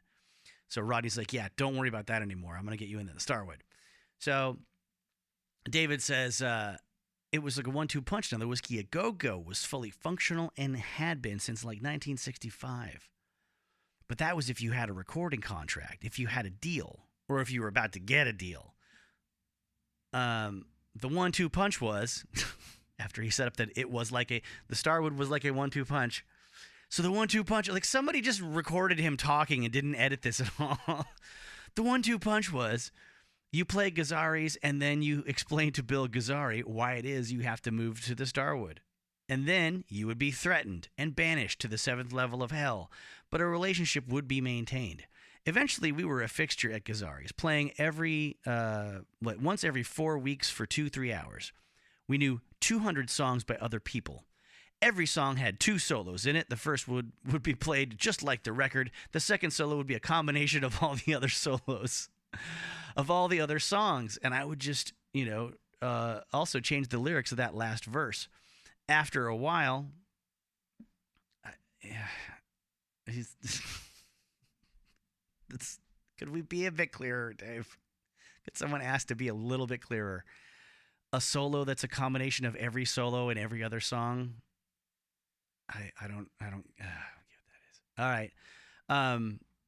So after a while, I never even bothered to learn the real lyrics of any of the songs. So this is cocaine era rock and roll, man. People just watching David do his thing and not caring. After a while, I never bothered to learn the lyrics of any of the songs. So we would play something like Saturday Night's All Right for Fighting by Elton John, and somebody would come and say, those aren't the lyrics. And I'd say, I know. I'd catch the gist of the chorus and do the rest of it phonetically. And that na-na, see-na, na-na, neon, a motor machine. And that was a na-na, na-na, na-na, if you know what I mean. I was free-forming. Brakes is gone. We're freewheeling. Sorry, we's freewheeling. It was my idea to take those gigs and make them real shows. Make some advertising, publicize, campaign, build a following. Let's have a routine so that you don't just, haphazardly appear here and there. But we would play the same club on a time frame every 3 weeks, every 4 or 5 weeks, whatever the case was, so that a following would build. Whatever the case was, every 3 weeks, every 4 or 5 weeks. Whatever the case was. Whatever it was that I don't remember. We could have cut the part of this out, couldn't we? I guess we need this. I mean, I guess somebody decided we can't waste any single thing that he says for his book because he didn't stick around long enough with the tape recorder to have any extra pages. People would know what to expect. They would show up again. They would tell a friend. We had a list of 14 high schools and junior high schools within driving distance, an hour in any direction. We would go out and wait for bad weather so that we could have free run of the schools. In every outside locker, we'd put a flyer in. We'd flyer the place. Or we would figure out which shows that other people were tossing. Legit shows that were applicable to ours. If you saw Aerosmith at the football stadium, great. That's perfect. We'll flyer them. You could get, I believe, 4,000 flyers for $40 at the Instant Press, and we would break it into teams. Ultimately, we had little walkie-talkies because police would stop one team from flyering cars at the football stadium. And you would know that was happening, so you'd go into overdrive on the other side of the stadium so you could flyer every car. This built up tremendous following for Van Halen on a very, very grassroots level. On the flyers, we'd write, "The People's Choice." I got it from Muhammad Ali fight posters. The People's Choice. I got the standard call of the wild from local bands is always, "Gee, if only I had a manager, I'd be great. Gee, if I only had an agent, then everything would work out fine. Gee, if I only had. I maintained that if the band was good enough, then we would step out. We would be thrown to the front, but we had to advertise. There were so many little bands cruising around. How do people know when you're going to show up again at the same place? So we made a concerted effort. There were probably a dozen friends, many of whom later became road crew who would assist. Whoever had a car, whoever had a pickup truck was conscripted. It would not be unusual in the pouring rain to have 6, 8 people flyering a given school. It wouldn't be unusual to flyer 6, 8 schools in one night, junior college, junior high, whatever. It had a great effect. More and more people showed up. Some local folks who had a little bit of cash, who had, read, steady jobs, got together to promote concerts, rent Pasadena Civic Exhibition Hall, and we'd put out the flyers for it and would usually charge like $350 to get in. And it would not be unusual for us in the beginning to pull between 1,500 and 2,500 people. Ultimately, just before we were going to make our first record, we were pulling 4,500 and 5,000 people. Never did take a demo tape to a company. Never did solicit a manager or enlist the assistance of an agent. It was all based on, if we're that good, then it will work out great. If it doesn't work out that great, it's because we're not that good.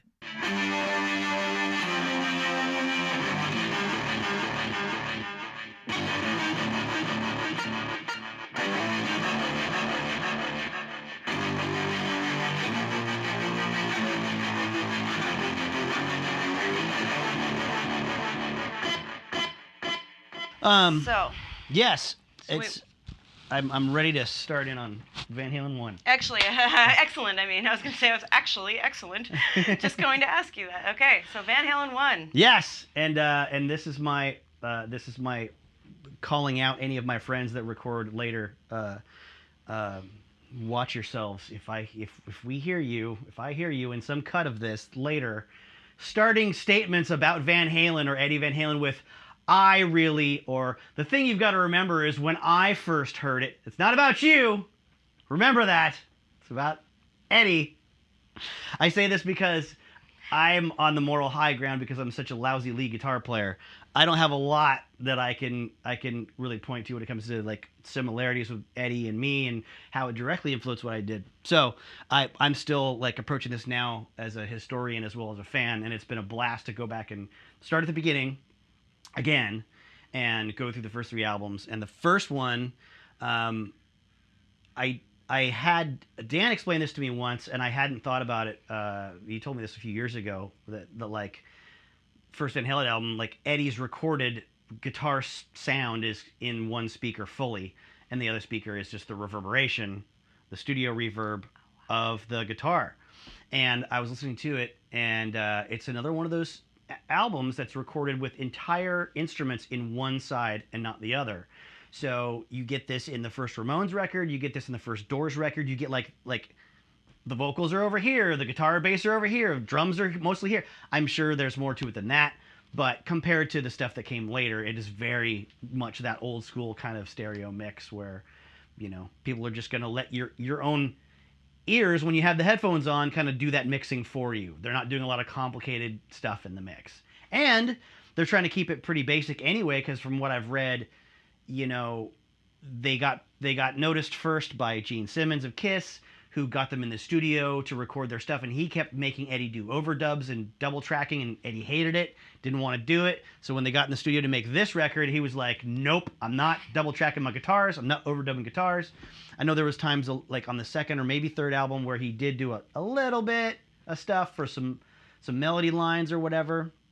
But he was kind of against it, and it comes through. The energy of them as a live band comes through on the whole first album for sure. I know Ian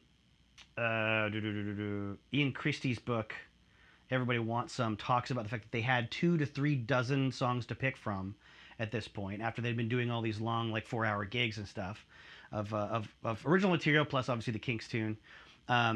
And in an interview I read today with Michael Anthony, he said we didn't have, quote unquote, a lot of songs. So I don't know what the real answer is, but the reason I bring it up is it's so cool that they essentially kind of wrote Jamie's Cryin' in the studio as they were making the record. It kind of came together all on its own, and that's the mark of a great band. It's been together long enough to really have some synergy going and some real momentum and creative like juices are flowing, and you're just making it happen and carving out a brand new song that's kind of like Black Sabbath's Paranoid, going to be one of your most famous recognizable numbers that is sort of your identity as a band in there, you know. And the fact that Ted Templeman was the one that decided they needed to put Eruption on the album, I didn't know that either. I found that out recently myself. That's so cool. Mm-hmm. And the fact that the fade out in the middle, you know, then it comes back, that quiet spot is not a stop tape. It's not a punch in. It is merely them bringing the faders down because there's so much feedback coming out of the amp. Oh, wow. That's still all the same take, that whole thing. So yeah, it's so great. That's interesting. Very cool. I didn't know that. Yeah. That's cool. Hang on just a second. Do it. Just gonna... Like, he has done this a billion times. And she's just so taken with the experience and the excitement and the tension and the drama.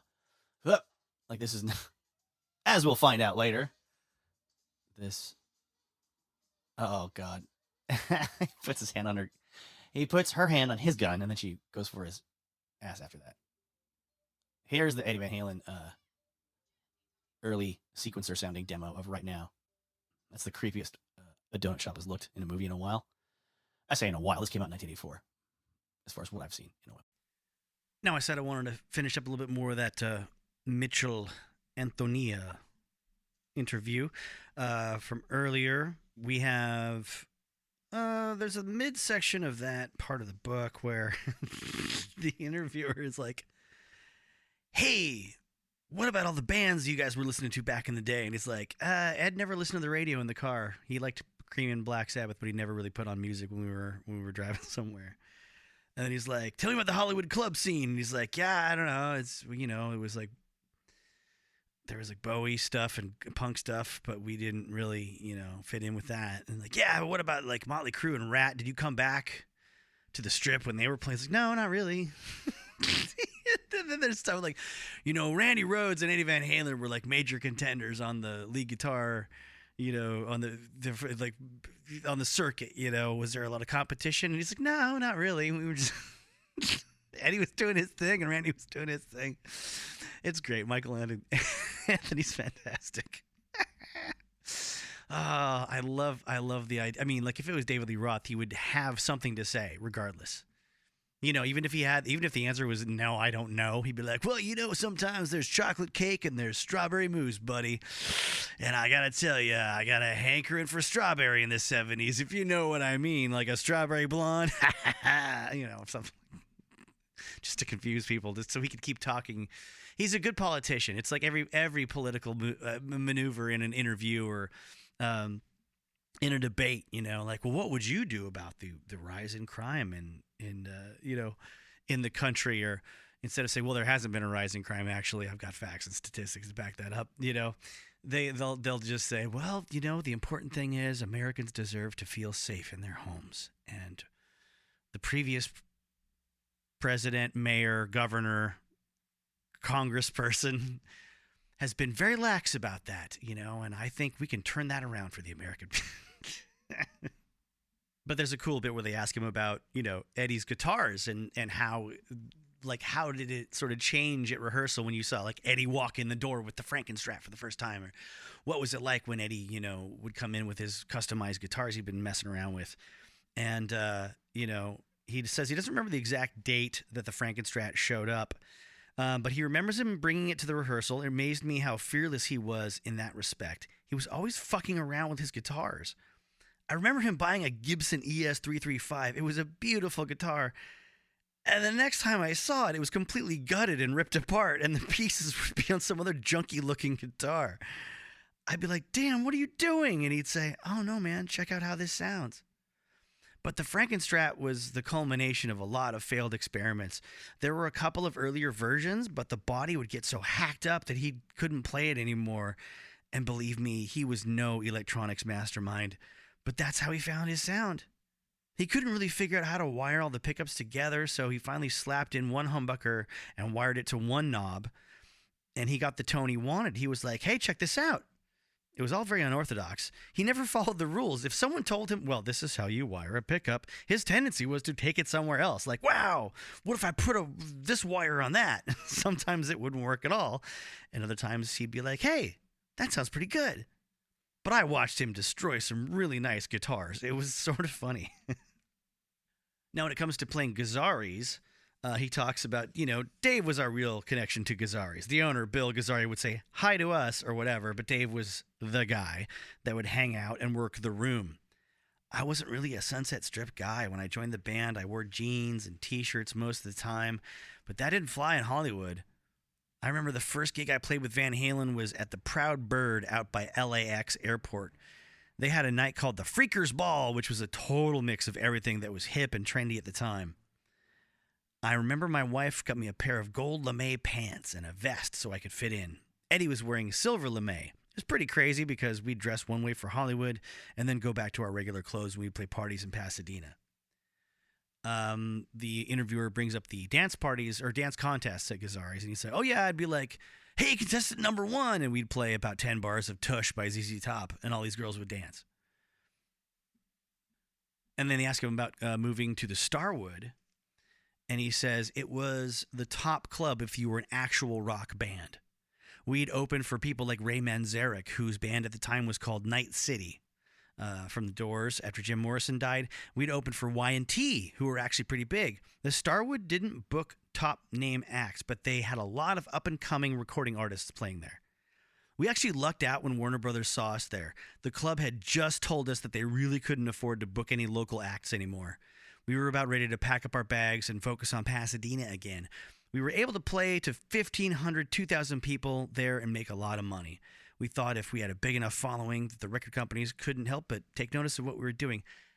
I mean, in the present day, imagine that. Imagine having, a live music community in one part of one town, right? And you've got a successful club like the Starwood that's got all these like middle acts, let's say, not signed. If you are signed, but you're not like touring around the world, not around the country, maybe you're playing regionally, maybe you're playing locally, right? And bands like this up-and-comer Van Halen are supposedly bringing in 1,500 people, and you're just like, yeah, sorry guys, it's just not cost-effective anymore. It blows my mind. Oh, they had it so easy back then. I've never been a club owner. I've never been a club owner in the 70s, but just saying, everything's more expensive nowadays, and there's still, clubs that have live music. They found a way to make it work. I don't know. I feel like you have to have had some pretty bad business instincts.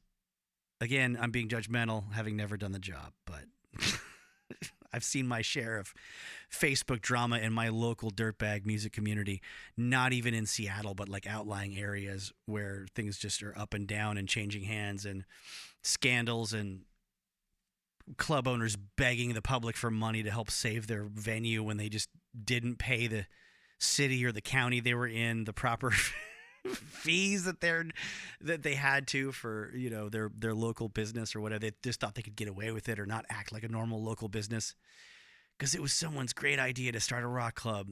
Whatever. Sorry, it's a tangent, but hey, what do you want? What do you want? You want me to just read everything straight off the page all the time and only stop every now and then? Well, if you do, check out the Patreon because there's a lot more of that. But to talk more about the Starwood from Michael Anthony's perspective, he says, they ask him about the upstairs, which was like a legendary place. All kinds of crazy shit going on upstairs at the Starwood. And he says it was like a VIP area. You had to be invited. But it wasn't that special. It was just where the cool people or celebrity types could go if they didn't want to be hassled. They didn't let the general crowd go up there. The kind of decadent stuff that probably went on in Gazzari's basement wasn't happening. It was just a place famous people could go to do blow. And then the interviewer mentions Rodney Bingenheimer was one of the major movers and shakers of the Sunset Strip music scene. He liked you guys. Yeah, Rodney was actually pretty instrumental in helping us out. Maybe more than anybody else. I think he helped us get our first gig at the Starwood. He booked us at a place called the Golden West Ballroom in Norwalk, California. It held about 1,500 people. And the text notes that would have been May 9, 1976. That was the first show that we played all original music. We opened up for UFO, and Rodney was the MC. He took a liking to the band, and he and Dave got along well. I bet they did. Oh, my God. I mean, David Lee Roth and any major DJ with any power and influence, I'm sure Dave made sure that they got along well. Rodney would play us on K-Rock, KROQ, Radio Pasadena, which was a big deal. And then they ask, once Gene Simmons and Paul Stanley of Kiss came to see you at the Starwood, were you excited? Yeah, I'm pretty sure they were excited. Oh, yeah, Kiss were big. Yes, that's the understatement of the year. They were big. This is when people still didn't know what they looked like under their makeup. There was still a lot of mystery. Right after we finished doing the demo with Gene Simmons, we actually played a set at SIR, Studio Instrument Rentals, rehearsal studios in New York for their manager, Bill Aucoin, who was interested in co-managing us with Gene. Alex was like, okay, where do we sign? Where's the dotted line? But Bill was signing a band called Piper at the time, and Gene was getting ready to do a big Japanese tour. They decided they didn't have time for us, and that's kind of how the deal died. We all flew back to L.A. with our tail between our legs, but it ended up working out well for us. About 2 months later, the interviewer says, Ted Templeman and Mo Ostin from Warner Brothers showed up at the Starwood. Yeah, the timing was perfect because we were just about finished with Hollywood. The Starwood was about to stop booking unsigned local bands. And we got fired from Gazzari's because Bill Gazzari got really upset when he found out we were playing the Whiskey, which was his competition just down the street on Sunset. All we had left was the Whiskey, but you had to sell tickets and stuff. We could get our friends from Pasadena to come out to Hollywood, but what was the point? We could just play Pasadena.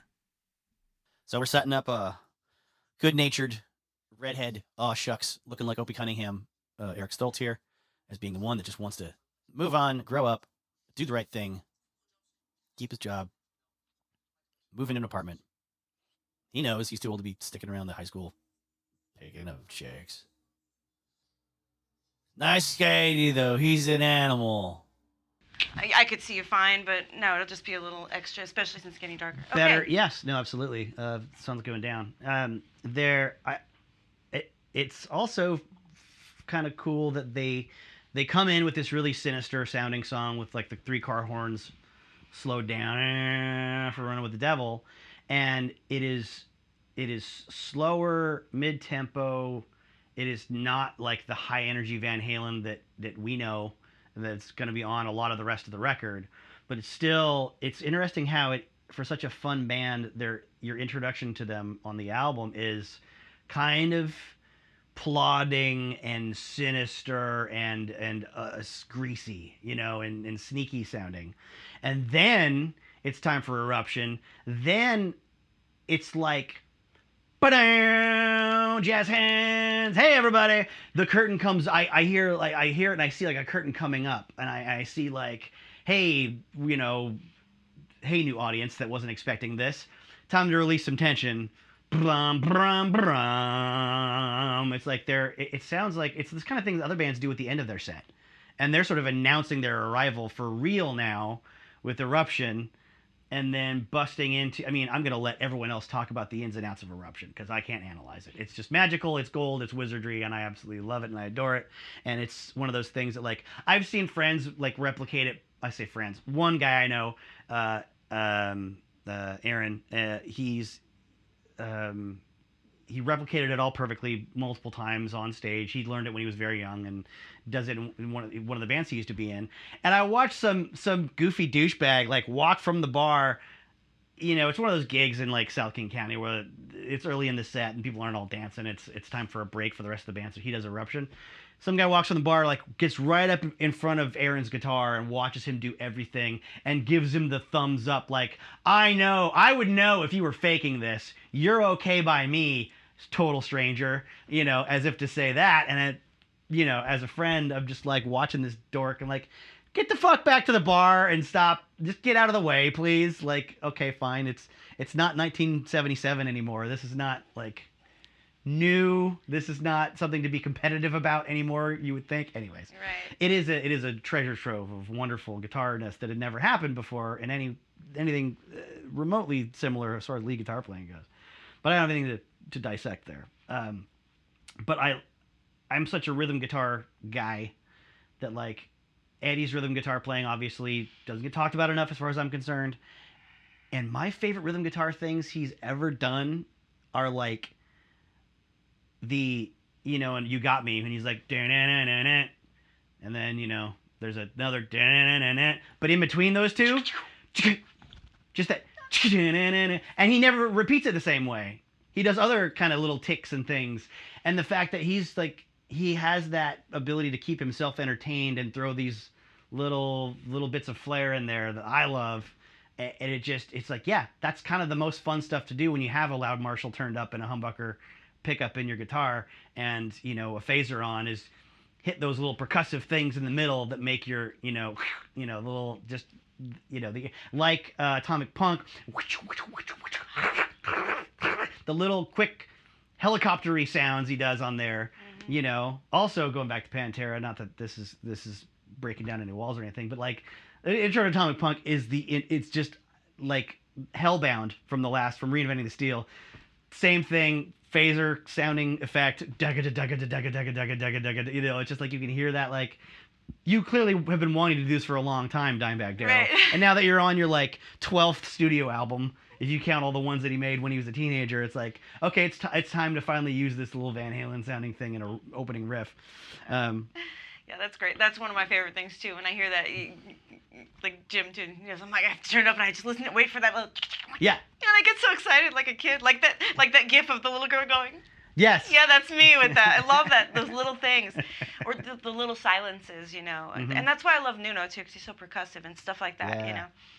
Yep, But- and both guys playing in great bands with killer rhythm sections, but they are the only guitarists, so they get to fill some space, And there's there's the artificial harmonics stuff, the squeals, like in You Really Got Me. He bends up the note while picking it and hitting those artificially squealy harmonics, and then releasing the tension on the string to make the pitch go down. And that's just in between David Lee Roth's verse lines. Like, he's not stepping on the vocal, he's not playing a run or a scale. But he's still not going to let that opportunity go by to not do something there. And I think there's techniques like that pop up. I think I have a note somewhere else that it happens somewhere else in this album. And I think there are little techniques that repeat themselves more often than you realize, or I used to realize, because I'm just kind of so used to bouncing through Van Halen's catalog, or just hearing it whenever it's on the radio. I mean, when I used to listen to the radio, when that was a thing that was worth listening to a long time ago. Or with friends or whatever, you hear it on a mix, you hear it in a playlist or whatever. And going back to these in their actual order, I am surprised at there's a couple of things that are some Eddieisms that happen more than once, and it's still super original, There's a lot of, let me see. I'm going to pause for a second and take a breath. Yeah. Yes. I was saying there's a lot of Eddie's playing on this first album that clearly poisoned the minds of a lot of other guitarists with anxiety and, and fear and oh my God, do I have to do this now? I'm not good enough. I know. Or, the young people that came up after him, they clearly had to incorporate whatever they could. And luckily, nature being what it is, it kind of mutates into something that's more original for that person. But there's a lot that I think came naturally to Eddie because he and Alex had been playing in their dad's swing combos, and Eddie's orchestrating things, or Eddie is doing guitar fills because he has the opportunity to fill out. He doesn't have clarinets and horns and multiple percussion players. He's got his brother and Michael Anthony and David Lee Roth and himself. And I think he takes it upon himself to fill that space and orchestrate things in a way that Buddy Holly kind of made some of that famous when he was one of the early guys to buck the trend of not going along with the record companies telling him to add more session musicians. And his whole thing was no, I've arranged the guitar playing and the chord progressions and the rhythms with my guys in a way that it's supposed to be heard with only 3 instruments being played. And it was it was something that people just didn't want to let him do, but then it gave him huge hits.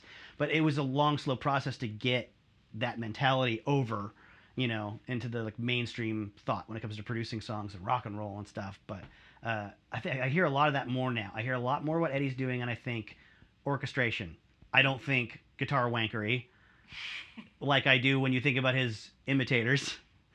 They're not coming and that's why I think a lot of it was missed out, or a hit or miss. It's the guys that came after him didn't have the live music background. They didn't have the playing in an ensemble with older musicians. They didn't have the awareness of the push and the pull of a certain kind of rhythm section like Van Halen has, and also didn't have all the experience playing backyard parties where you have to entertain people and be fun but still be musically great.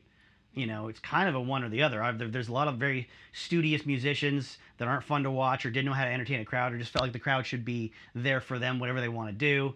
Your Grateful Deads or whatever kind of a thing. Mm-hmm. Or your Yeses or your Genesises.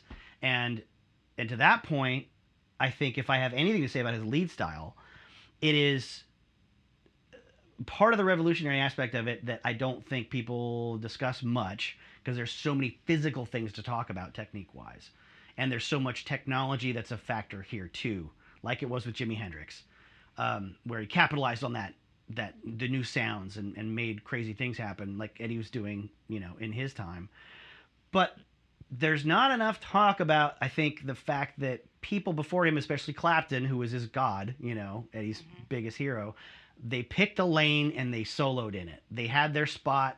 They had their scale, they had their patterns, they had their whatever modes they were playing in, and they did their thing. And when it is something like Genesis or Yes, to me, it's like it wears out my ears.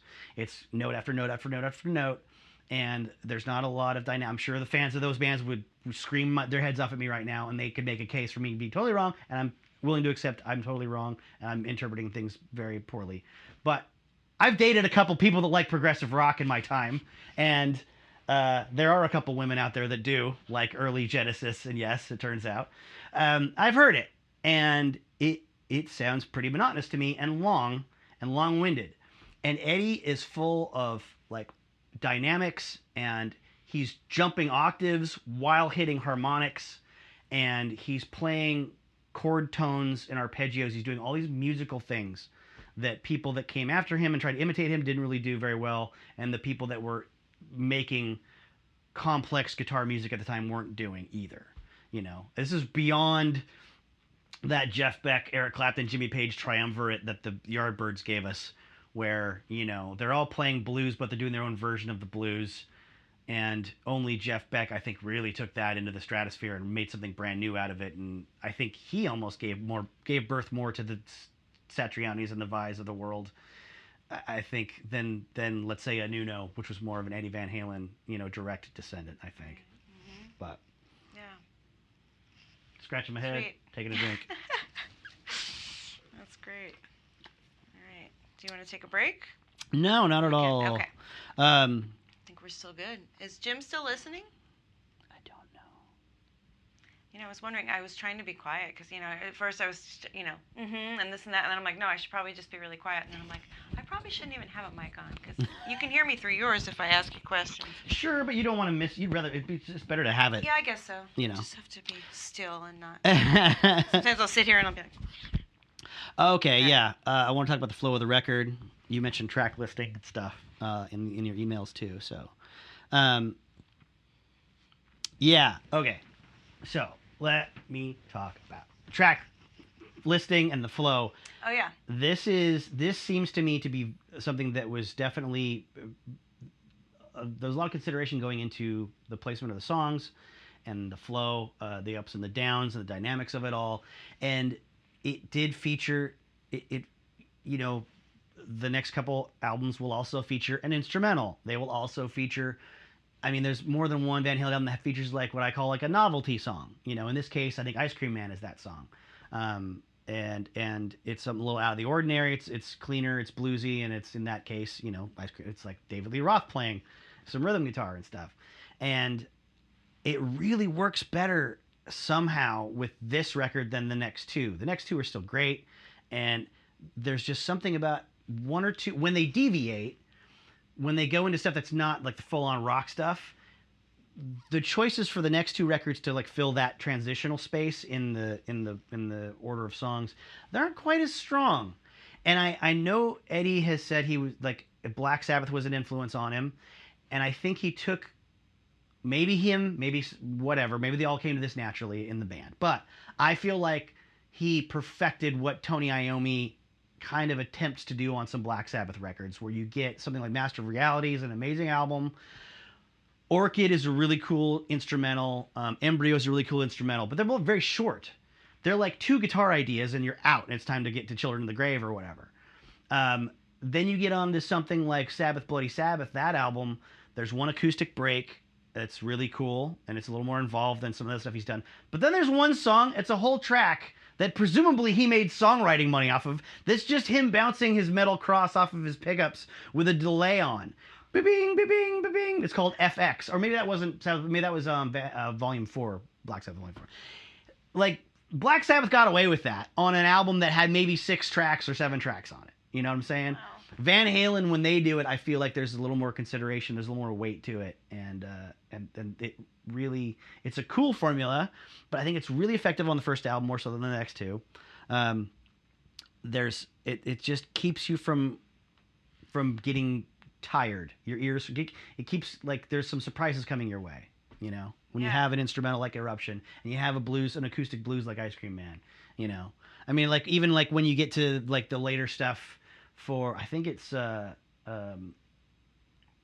it not Fair Warning, but what's the last album before 84?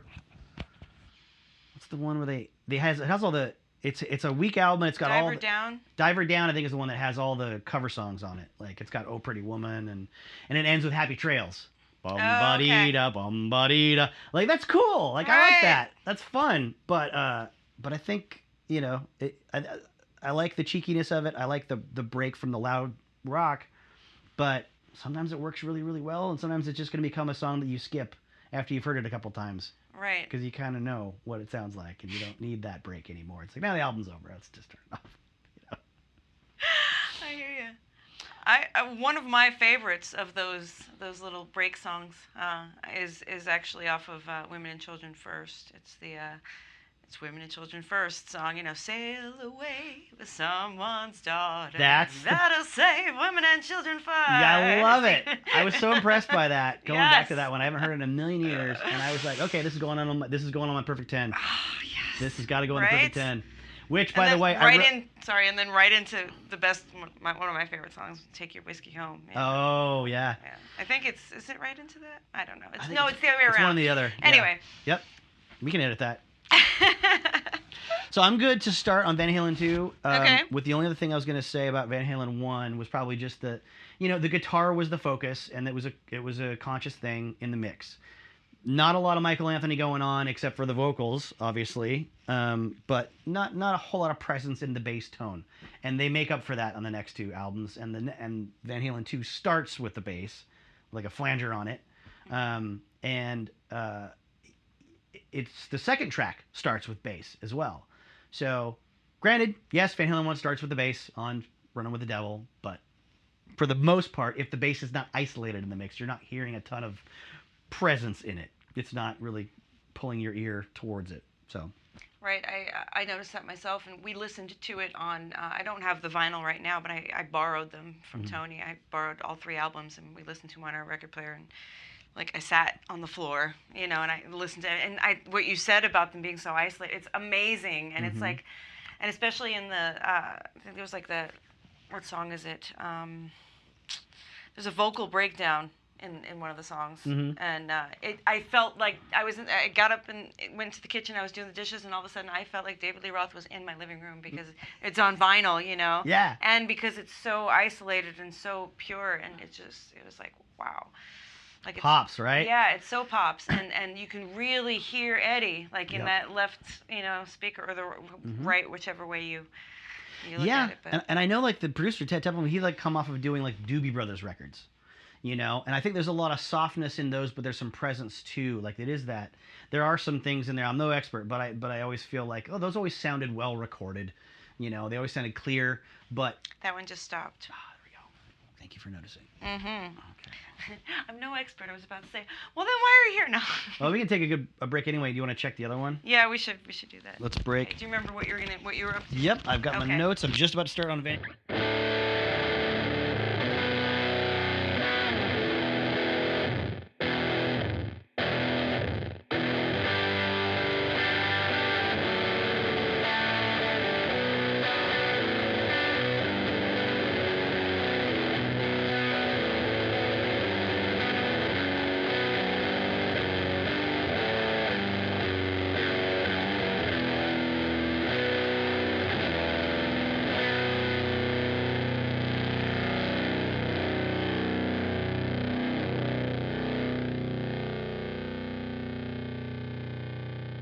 Now, I said I would get back to the amps and the guitar talk with Eddie, and I am following through on that, and I'm making good on that promise to you.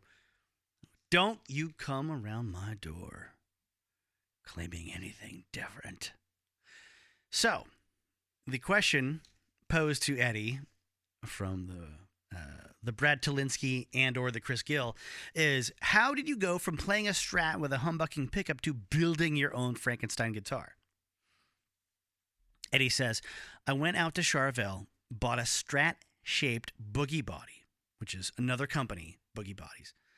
Not Charvel, not Fender. They just made replacement parts. Up here in the Northwest, we have a company called Warmoth that's kind of had the best ongoing reputation for doing that kind of thing. There's been a lot of other smaller companies that come and go, but Boogie Bodies was very strong in California for a while. And let's see.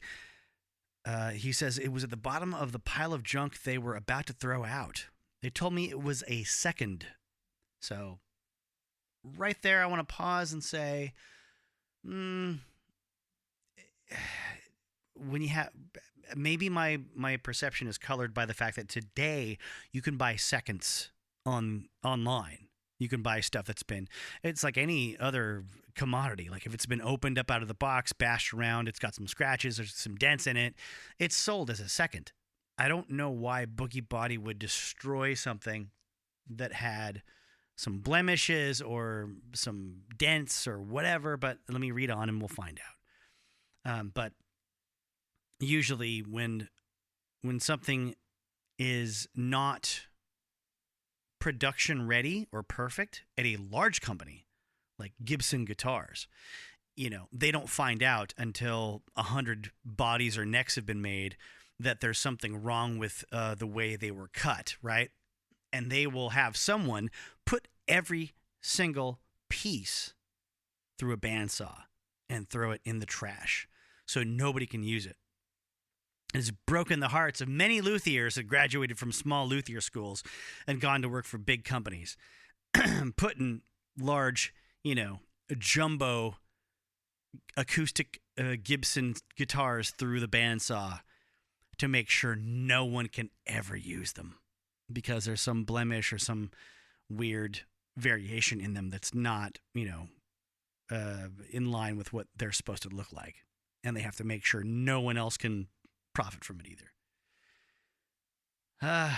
So I'm curious to see if there's any information about what made this a second for Boogie Buddy, because Boogie Buddy is like a small company, and they could buff something out, they could sand something out, they could recut it, they could just sell it in the parking lot or something, go to a Van Halen show and say, hey, hey guitar players, here's a cheap Stratocaster body. Anyway.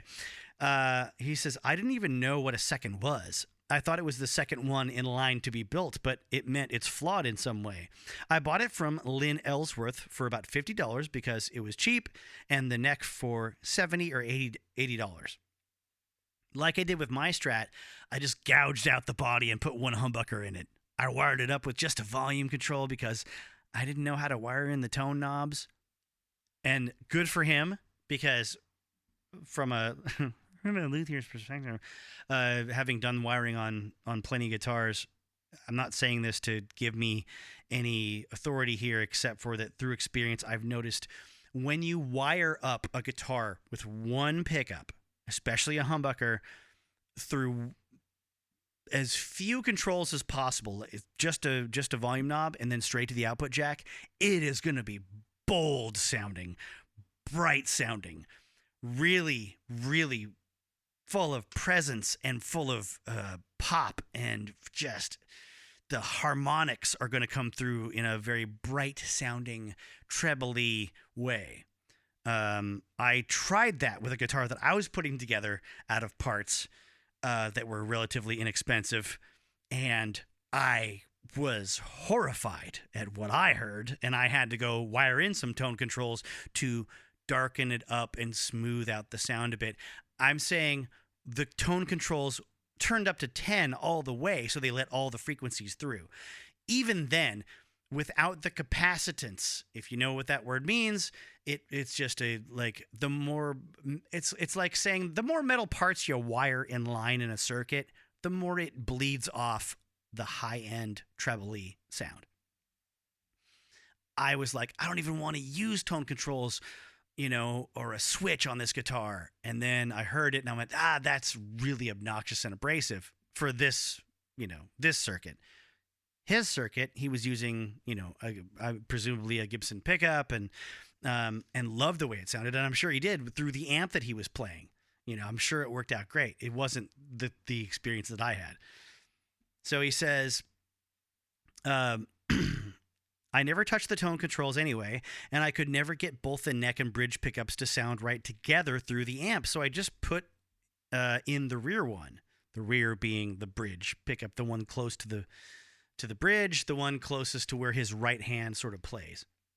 And that's the brighter sounding of the pickups. When you see a guitar like Jimi Hendrix plays or Clapton or Buddy Holly, a Fender Stratocaster, the when you move the switch up to the neck position, the pickups that are closer to the fretboard, it's a darker, bluesier sound. It's more like Stevie Ray Vaughan playing a solo sound. That's it could be still clear, but it's still heavy and thumpy and bassy. And Van Halen was like bright and crunchy, you know. So then he says, I wasn't necessarily wanting a Strat style body, but a Strat came with a vibrato bar that was the best one available at the time before the Floyd Rose. If you want to know more about Floyd Rose, you can look up my Steve Vai Crossroads episodes in the old feed from about a year or so ago. The Bigsby is more of a wiggle stick. That's the one you see on guys like Brian Setser's guitar, the rockabilly style, you know, whammy bar, tremolo. Whereas I just play, I just like going down in pitch. A floating tailpiece doesn't work for the way I play. It sounds like a warped record because I rest my hand on the bridge. I always like to have a tailpiece connected to the body for tone. If it's floating, it's not connected to anything, and you might as well not have the wooden body at all. It's just in the air. Somehow, I came across an old Strat tailpiece, and I put together the boogie body guitar, which is now known as the Frankenstein. I discovered so many things building that guitar, especially why a guitar goes out of tune. On the first Van Halen record and tour, people were floored by how I could do all this crazy shit with the standard Fender vibrato bar. Here's the secret.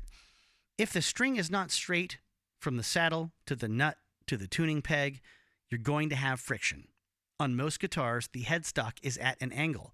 When you loosen the strings, they will loosen between the nut and the tuner, but they won't go back to where they were before because of the friction at the nut. I got a brass nut, and I made the slots really big and put 3-in-1 oil in the slots. I wound the strings up the tuning peg instead of down, so the line from the saddle to the tuning peg was straight as an arrow. That provided the least amount of friction. From the back of the guitar, where you put the string through the block on the Strat tailpiece, every time I turned the tuning peg, I would grab the ball end and turn it also, so the string itself wasn't twisting. There's a lot to unpack there, and I'm not going to. If all of that sounded like another language, understood. I get it. I can't explain all that. I know what he's saying, and I can't translate it in a way that will be entertaining for the folks that already know what he was saying. Go on YouTube. Learn about, if you're curious, learn about the parts of the guitar on YouTube. And there's got to be tons of stuff from Dan Earlywine, who is a guru of guitar repair for electrics, and you can learn a lot from him and plenty of other folks, I'm sure, that are younger and just putting it all out there. It worked really well, but there were a few problems. If I hit an open string too hard, it would pop out of the nut. So when I played a low E, because he reduced all the tension by making it a straight angle. The point of the construction of a guitar is to mirror like a cello or a violin, where that headstock tilts back and it pulls the string down into the nut. So what he was trying to do to remove all that tension so he could still play in tune when he did the wiggly stuff and the dive bombing stuff, actually negates the effect of that, that downward force that keeps your strings from flying out of the nut or, flying off the handle, essentially, when you're playing really aggressively if you pick too hard. So he says, I would hold, when I played a low E or an A, I would hold the string in place with my forefinger at the nut. Sometimes halfway through the gig, the oil would dissipate and the strings would get stuck, so I'd have to pop them back. So that is probably why in footage of Eddie's playing, you see a lot of him reaching up behind the nut of the guitar and touching the strings around the headstock. he's developed a pattern or a history of needing to compulsively reach back there, even when he had, later guitars that weren't the Frankenstein. So then they talk about the Ibanez Destroyer that he played on the first album, which is the more like 4 points guitar, the more pointy looking Scorpions kind of style guitar, more like a Gibson Explorer. He says, I use that a lot on the first album. It's the guitar on every song that doesn't have any vibrato bar parts on it, like You Really Got Me, On Fire, and the rhythm track of Jamie's Crying. I can't remember what pickups were in it when I recorded the album. I think I was always changing them. But that was before I cut that big chunk out of it. And it was a really great sounding guitar before I did that. A few months after I first bought the Destroyer in 1975, I painted it white. Then after we finished recording the first album, I decided to make it look different. So I cut it into a different shape that I thought looked really cool and painted it silver and red. That just fucked it up. All the bass was gone, and it sounded really thin. It went from sounding like a huge Les Paul to a weak, tinny Strat.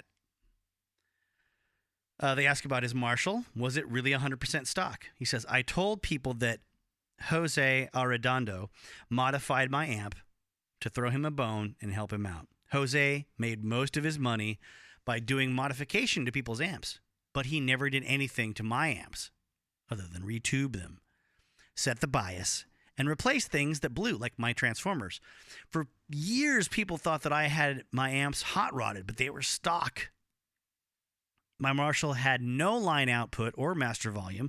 All I did was turn every knob all the way up, plug in, and play. That was the only way I could get the sound I wanted from that amp. In a funny way, I feel a bit guilty about telling people about Jose's mods because I lied, but a lot of people dug them. I don't own any of those modified amps. All my Marshalls are just stock 100-watt heads. They mention him losing his main Marshall amp on the very first Van Halen tour. He says, we just toured Japan, and the next gig in the States was supposed to be the Dallas Music Festival, the Texas Jam. That's with 3 X's. We were sitting there waiting for our equipment to arrive, and it ended up in Chicago somewhere. We ended up playing in front of 80,000 people on rented equipment. It was a drag. I had my guitars, but I was using Music Man amps. It sounded terrible. So Music Man amps are great. They're great pieces of equipment, but they are not the Van Halen sound by any stretch of the imagination. That's not what you're going to get when you plug into those things in 1978 or whatever it was. They were good amps back then, but they weren't the Marshalls I was used to. When it finally showed up a few months later, I was so relieved. I sent it home and not only used it to record albums in the studio, I never took it out on the road again. Asking about the first tours, he says, back in 1978, we were on tour with Journey and Montrose for 2 months. In the Montrose, by the way, if you're not aware, had a singer named Sammy Hagar. Another band that I think Ted Templeman, producer of Van Halen, worked with, that convinced them to name their band after the guitarist. If I'm not misremembering. Because I think Sammy Hagar said that in a podcast I listened to about 10 years ago. So he said this is like 2 months in 3,000-seat auditoriums before we went out with Black Sabbath. The sound guy at those shows sucked, so I decided to play so loud I didn't need a PA. He couldn't do anything because it was so goddamn loud. We also did the Day on the Green Festival in Oakland with everyone from AC/DC to Foreigner. That was a hell of an experience. They ask if he was playing well by his own standards during these tours. He says, yeah, I think so. I wasn't ashamed of my playing. I didn't feel I had a lot to learn. I had a lot to learn about dealing with people, but I felt we held our ground pretty well. If anything, we took a little too much ground unintentionally. Not like, hey, fuck you, we're the best. We just did our gig, and whatever happened, happened. Everyone else was a victim of their own bullshit. It didn't come from us.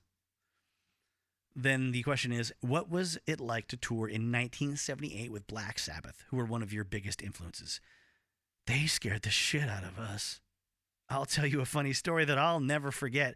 After one of our first shows together, I walked up to Tony Iommi and began to ask him, second song on side 2 of Master of Reality. Tony looked at me and went, "What the fuck, mate?" He didn't have a clue about what I was talking about.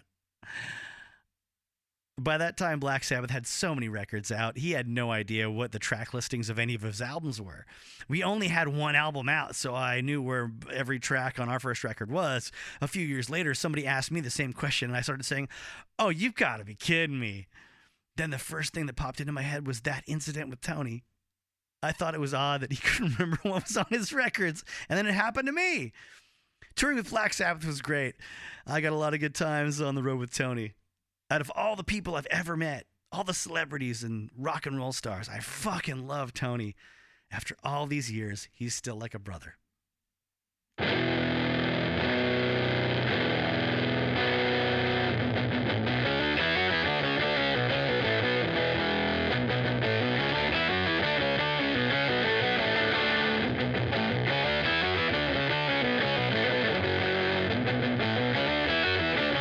Shabam, that one.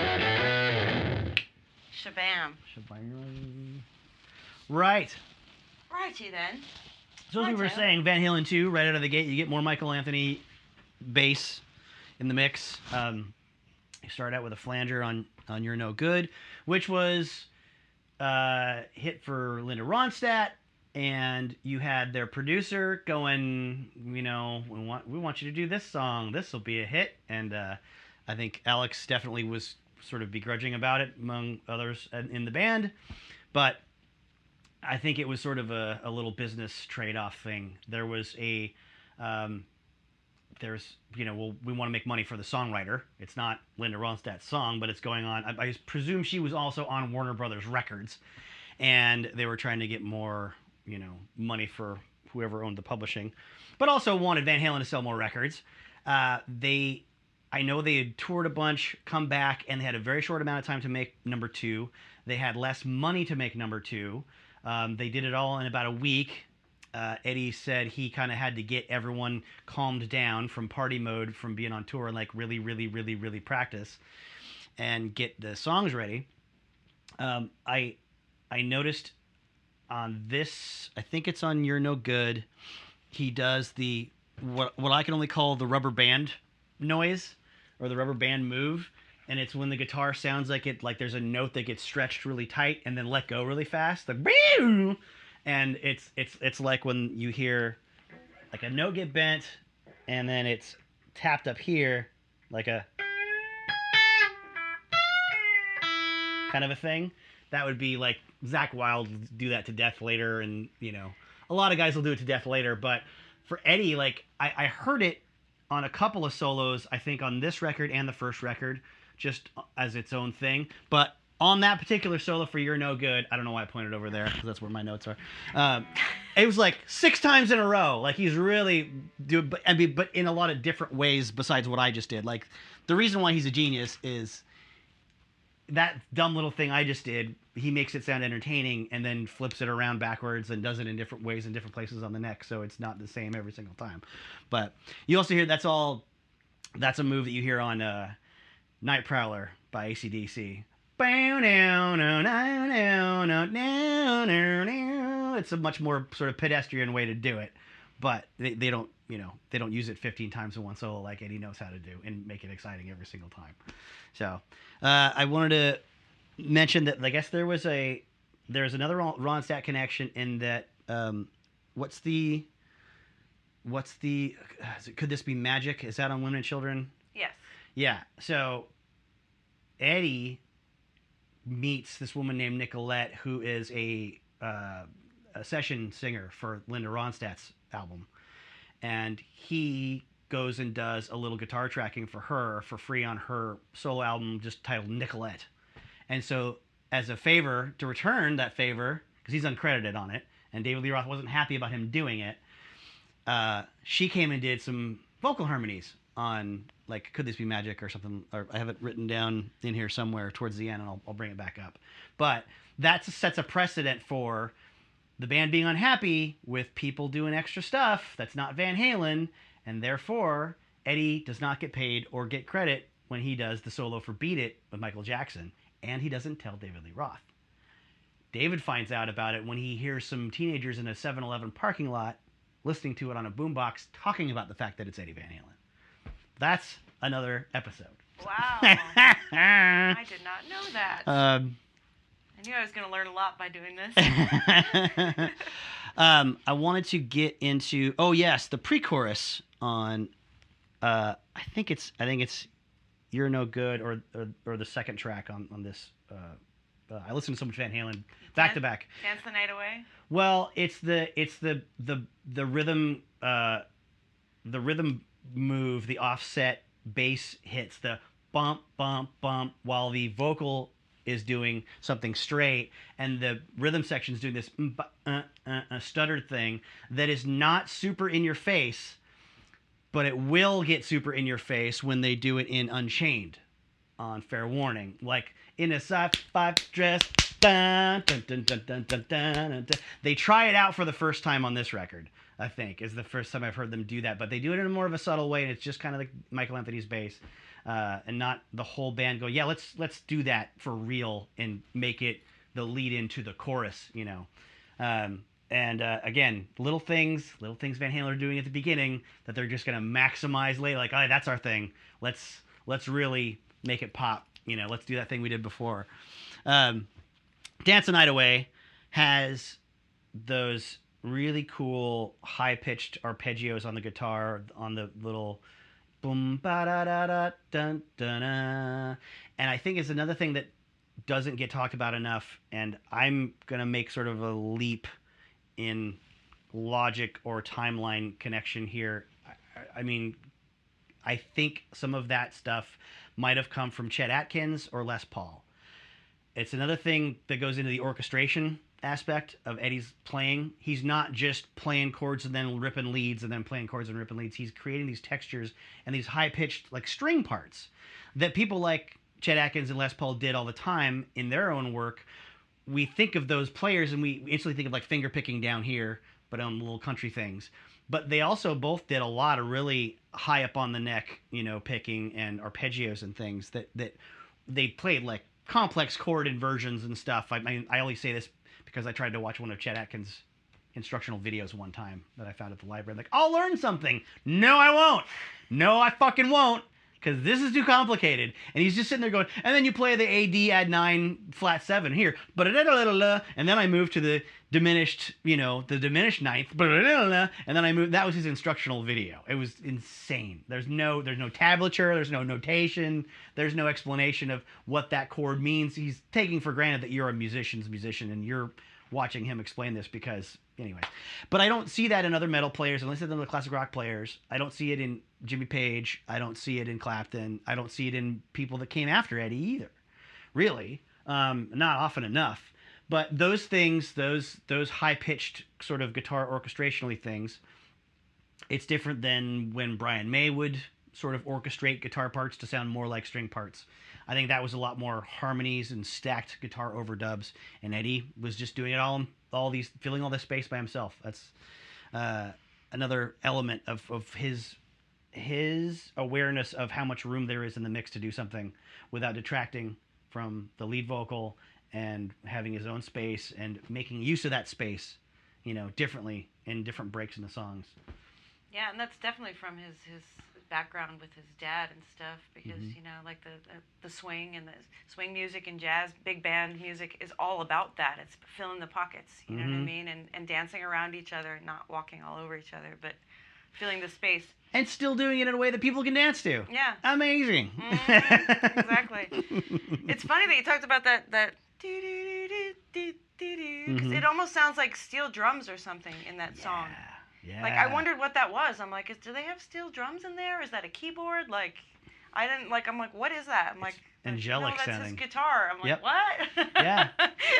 so I could see somebody do do do do do do do. Totally, right? It sounds just like it. Steel drums or xylophone or something like that. Yeah, or like just strings like on a synthesizer, you know, anything other than a guitar. I was like, okay. And then once you realize it, you listen again, you're like, oh yeah. Okay. Yeah. And then they get into somebody call me a doctor, or somebody you give me. There's another example of like Eddie establishes a killer riff at the beginning, and then switches gears when the vocals come in. Go to a different key or a different chord.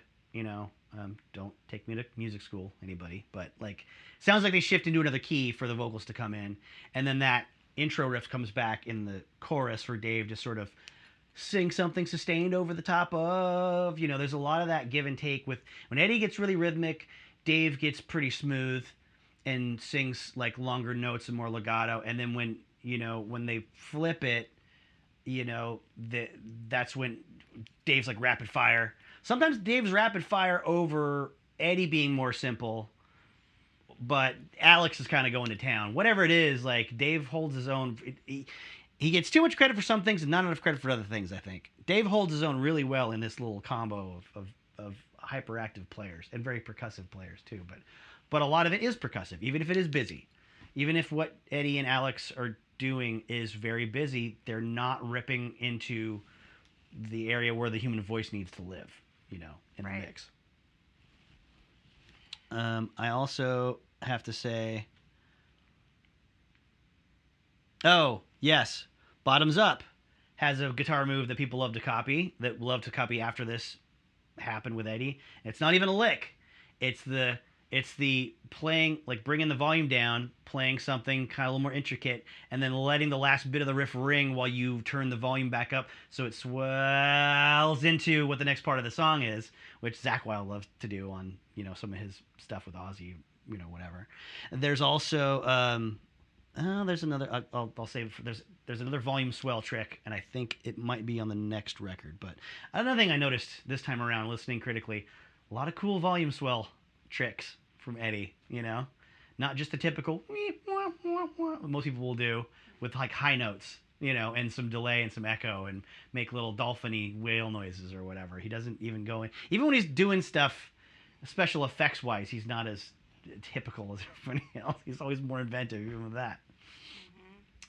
The next one I was going to say is, if I was going to engage in some serious language hackery, some rock journalist hack talk, and use the phrase tour de force, which is what rock journalists and historians say when they can't describe what's happening musically and they don't know how to explain something because they're not musicians.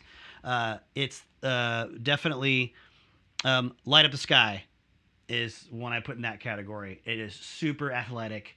Everyone's busting their ass on that song, and it just doesn't let up. It feels like everyone in the band is like simultaneously running a different obstacle course on that song, and it's amazing. It's just an amazing performance of their energy and their accuracy, because if one of them, it's as if like if one of them tripped over a hurdle or something, then the rest would get knocked down, like. Yeah, it's like they're on a train track and they're about to just lose it, but they don't. Yeah, like the whole train is like shaking itself apart, and they're just trying to make it to the end of the line before the whole thing falls to pieces, and it never quite falls to pieces.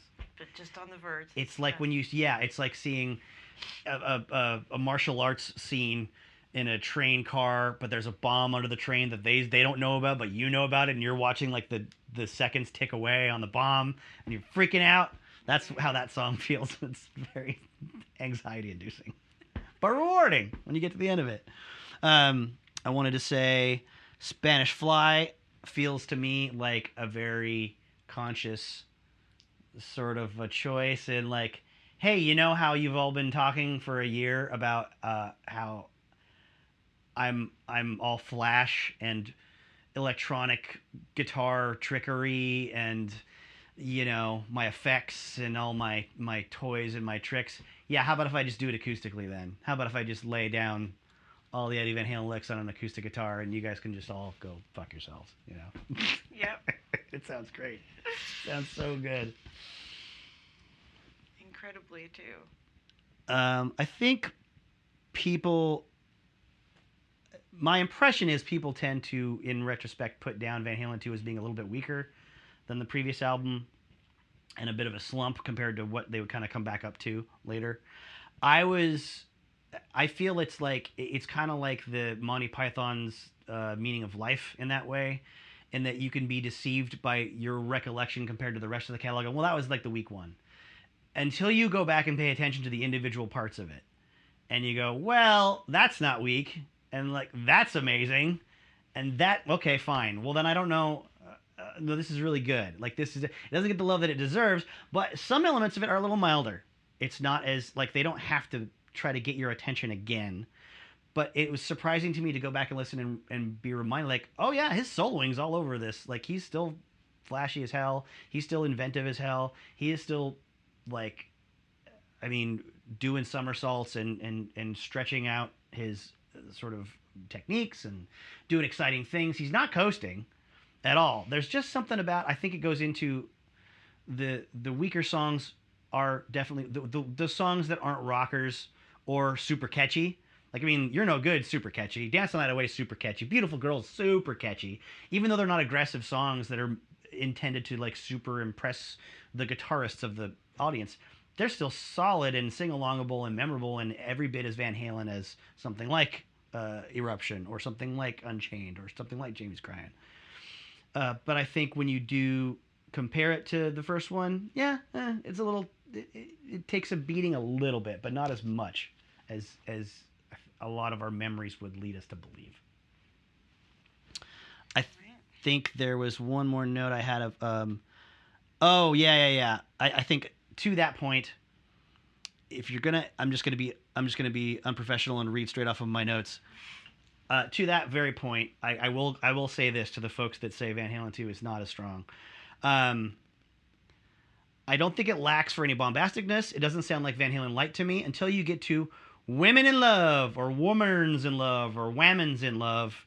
I think if you're going to end with something as pleasing to the ear as Beautiful Girls, then you put something more aggressive in front of it. I don't think you put Women in Love in front of Beautiful Girls. Still, most bands would kill for a song as good as any of Van Halen's less recognized tracks, like Women in Love. Most bands would build an entire album around a tune like that, if they could pull off a tune like that. So, nice. Yes. That being said, I like that. Double check that. Yep. I think that's a good place to stop for today. There was a whole lot going on in this episode, and I appreciate you being here for all of it. And want to say I appreciate Eve Clark for loaning me that audio, and there's going to be more on the next episode as well. I am grateful to everyone that's been listening for a long time, grateful to everyone that just popped in for the Van Halen stuff. There's going to be, I'm guessing, another episode equally as long as this one. We're going to get into the US Festival. We're going to get into Dave's adventures in the Amazon.